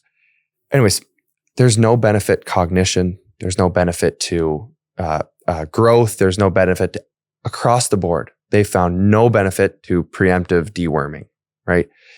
Now there's another side of the literature where it shows increases in diabetes, ulcerative colitis, all of these autoimmunes, allergies, blah, blah, blah, right? I already mentioned that. There are less participants. There's still a good amount of literature on that. Now, going back in history, when I dove deep in all of the studies, like the human challenge studies where people ingested parasites or they gave, participants parasites, in the world of helminths, in the world of worms, it was really interesting. Sometimes what they would do as a control is they would cleanse the people before. Now we're talking late 1800s, early 1900s. And this is where I see the fine line in cleansing. They use like thyme oil. And if you do something like even an essential oil. It's a hyper concentrated version of it. That's not what you're getting in nature. Yeah, exactly. Right. Yeah. So these cleanses can be really harsh, right? And we have to, again, if we're going to take clove, are we going to take a hyper concentrated oil? Or are we going to take clove? Yeah. And there's a time and a place for that. And again, the magic bullet thinking is really important, and we have to dive into the whole terrain as always. But that's what allowed for parasites to colonize in those old studies. And there were basically 4, results. There was no parasites, no symptoms. There were the presence of parasites, no symptoms, which would be colonization.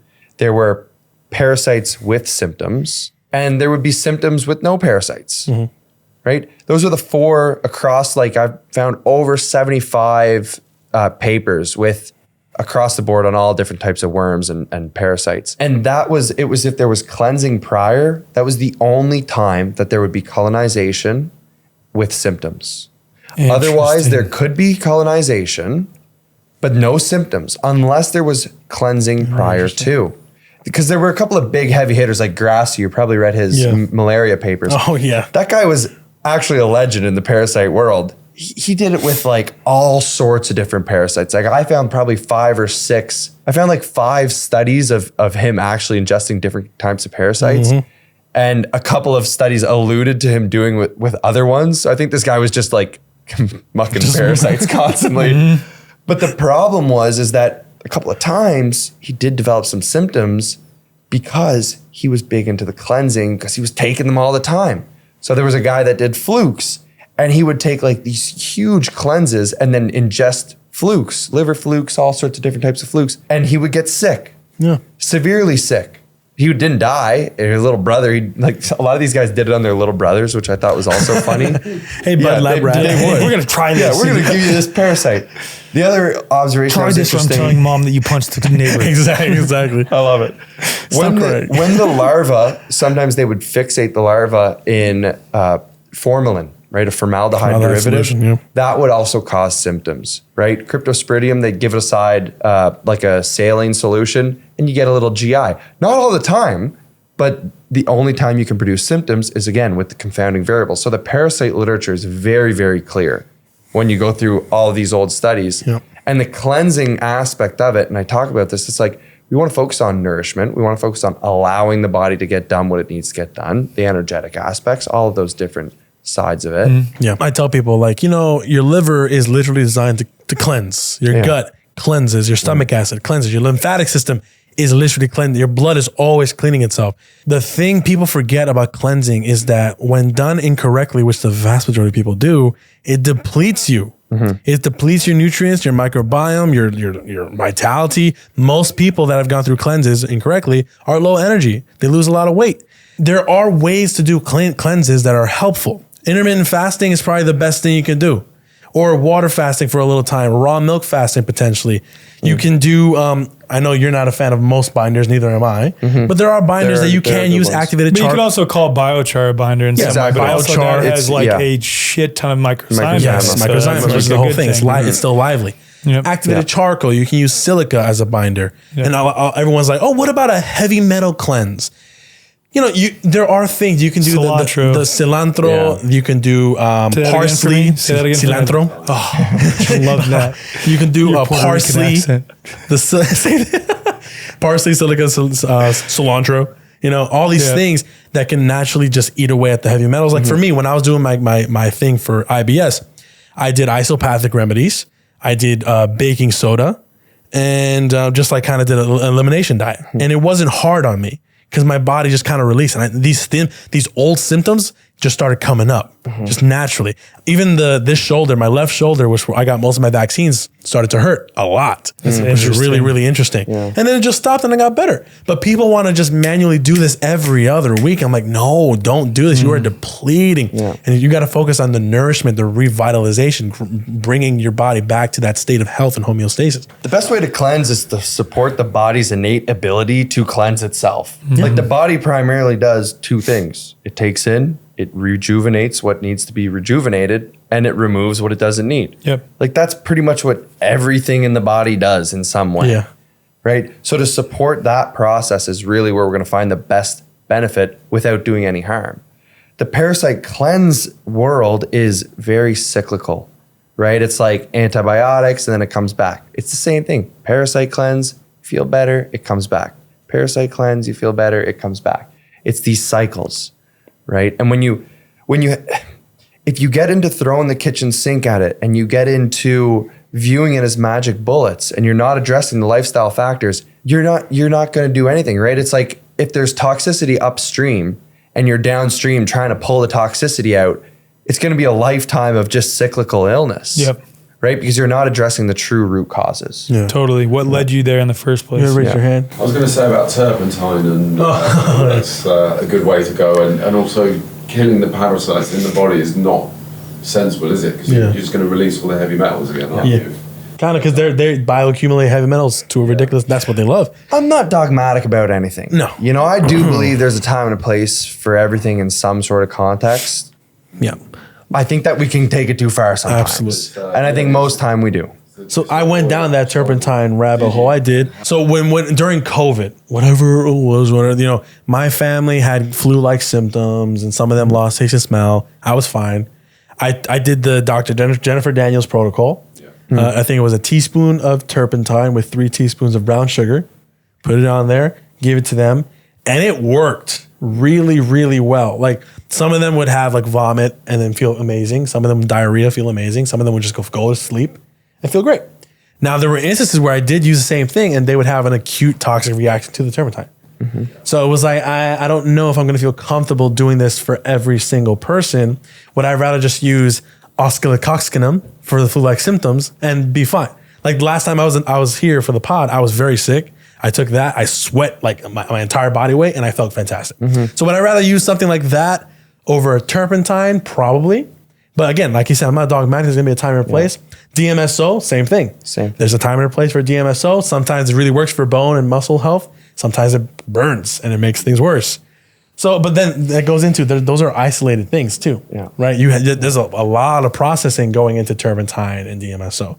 Whereas if we just use the actual bark of the tree, maybe we're going to get a better effect. Well, and that's why you want the terrain approach, because it considers the deeper themes of your constitution, right? Like when we were talking with Dr. Arce, right? Like she was telling us how certain Ayurvedic signs cannot take DMSO.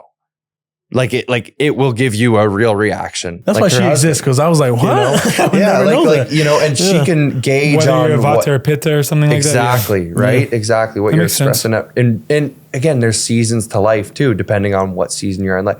That's why you go to a very terrain aligned individual, because you learn the connection between the metaphysical, the physical, the medicine and your constitution, what your North Star is and what your starting point is. This is all considered. This is what natural healing considers. But again, the magic bullet thinking is the real problem I find here. It's like, if we think that it's going to be, I take it and I'm healed, and some sort of magic happens. That's not where spontaneous remission comes from. Spontaneous remission comes from in here. It comes from faith. It comes from those deeper themes, the great work. Beautifully said. Any other questions? Restate that real quick. So what is going on with fenbendazole? Hydroxychloroquine is another one, and ivermectin regarding cancer. Want to go? Or? Yeah. Okay. So one thing about this kind of health world too that we often see is you see a great testimonial right after the cleanse, right? Now, what's interesting about our world is a lot of people come to us and they're like, yeah, we did that and then it all came back. Yeah. We need more answers, right? Like we're like real end of the line kind of workers in the terrain world. You know? So I find that interesting because I've had a lot of people reach out that it's like a very temporary, it's translocation. It's not transformation. That's sort of the big theme. I don't know if you want to add. No, that's what homotoxicology is. You're just pushing it somewhere else. You're moving it around. And so ivermectin is an artificial derivative of something naturally found in the soil called avermectin. But why not just take the ivermectin? And why do we got to have a synthesized version made from a pharmaceutical company? That's what frustrates me about the wellness system. They're all like, oh, natural. But then I'm going to go to get a synthetic vitamin or a synthetic ivermectin, synthetic this. And you're just relying on the same exact pharmaceutical system. You're not actually getting better. Yeah. And pretty much at a baseline, what these drugs are doing is they're anti-inflammatory. That's all they are. They modulate your cytokines. They modulate all inflammatory markers, your C-reactive protein, all the lab markers. And since inflammation is how we heal and that is how we develop symptoms, inflammation going down means less symptoms. That doesn't mean you got better. And that's why we see people, oh, it came back. And the reason we hear, on guys like Joe Rogan, all these people talk about fenbendazole and all this being anti-parasitic. Therefore, cancer must be a parasite. But we just talked about parasites love heavy metals. They love garbage. That's what they do. So when people go into these tumors and they see a bunch of worms, same thing with people with MS, where they check their neurological system, they see worms. Where does heavy metals go? They love the neurological system. So the worm's going to follow it. So you break down the tumor, which could be an encased trash, and they're going to be eating that garbage. So they erroneously, again, they'll point and declare the parasites have the cancer, therefore the fenbendazole is going to work for the parasite. But that's not what's happening.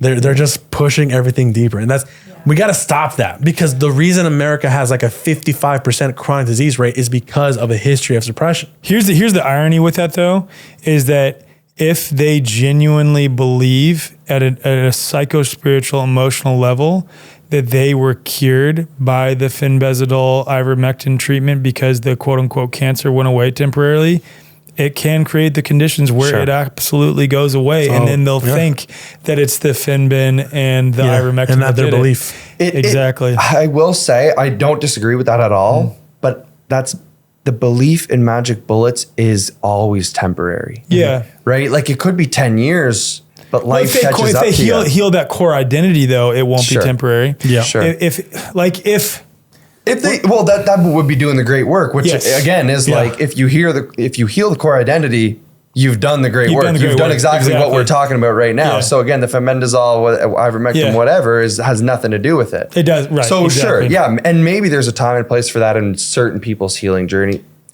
I'm not gonna say that. How do I put this? Like, would I ever condone doing that? Absolutely not. But what I'm getting at is like, if one has a strong belief that is going to heal them, and whether they overtly or whether they directly realize that this is changing their core identity or not, if it does do that, you could argue that is what led them to their path. Just like you could argue that the COVID agenda is what led us to our path, right? Like, did we require that? No, but this is a negative, quote unquote, thing that occurred in reality to lead us down a more positive path, just like taking fenben and ivermectin, which I think are incredibly toxic and I would never condone taking it, can lead someone down a quote unquote positive path unintentionally is what I'm saying. Yeah, I've worked with people who have gone through surgery because they've had full blockages of their colon with growth, right? Yeah. Cancerous growth.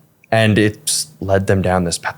Yeah. It's like, that's why I really say time and a place, and you feel drawn to like what's right, like we kind of worry in this world of like, oh, well, what if this happens? What if should I do this? I really come back to that faith that decision will be very clear to me.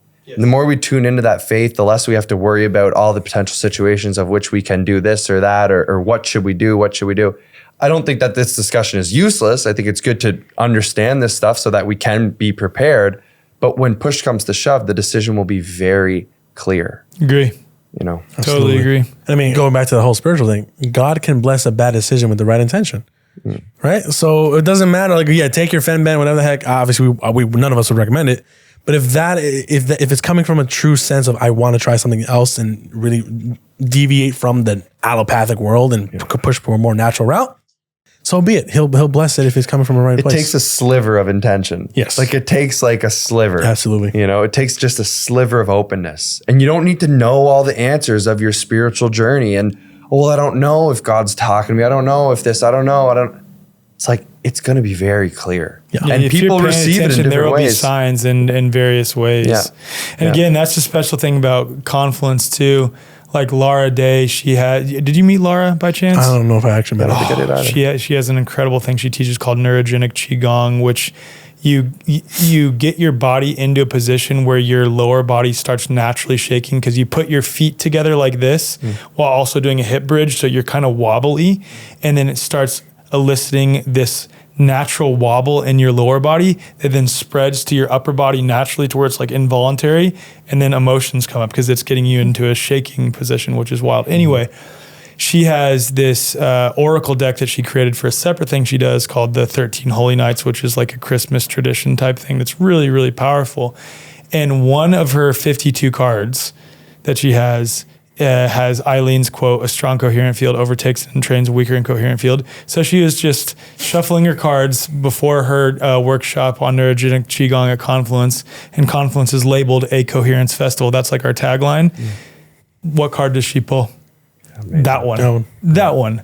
And it's like the more you become coherent, this is a very concentrated example of a lot of more coherent people in one space. So things like that were happening all the time. Yeah. Talk about always just being in the right place, even if you're walking to your tent. But the point is, the more that you individually become coherent yourself in your beliefs, thoughts, feelings, words, and actions, and then extracting those false identities as well, I'd say, the more God will speak to you in your life if you just pay attention. That's it. There's going to be signs. And it'll be very clear what the right choice is, just like you're saying, Liev. Amen. Yeah. That's a good ending place, I think. It's in like 3 hours, right, Reese? Yeah, cool. That was good. Anything else you guys want to share? Go ahead. I mean, these really do something, man. Well, I will say, like, this is a perfect example. Like, being under studio lights for this long, this is where things like this can actually help. Like, that's when I wear these. When I'm like, these fucking lights. Liev is just more coherent. I know. Your terrain is so amazing, dude. You should have seen this guy barbecuing. He was like, I need so much barbecue. You ate like 2 ribs. How was your barbecue? It was delicious. So where did you guys go? Terry's Bar. Oh, okay. Terry Black's. Yeah, it was a good one. It was worth it. It was worth it, for sure. Yeah. And then we came in, we got like spring water and fruit. Had to cleanse it. But by the time this comes out, on my website, Terrain UV, I'm going to have the terrain curriculum that I built over the course of like 2.5 years. It's the presentation I gave at Confluence, but like much in depth and longer. So it's going to be out there, hopefully by the time this comes out. So anyone that wants to do it, go to Terrain UV. Show notes. Yep. Great. Yeah. Lee, have you got anything? Yeah, beyond terrain, everything. I got a little academy. I got do some one-to-one work. I do some trying to address these deeper themes. I have some group stuff as well. It's all on the website. Free content, YouTube, Instagram, something for everyone. Brad, awesome.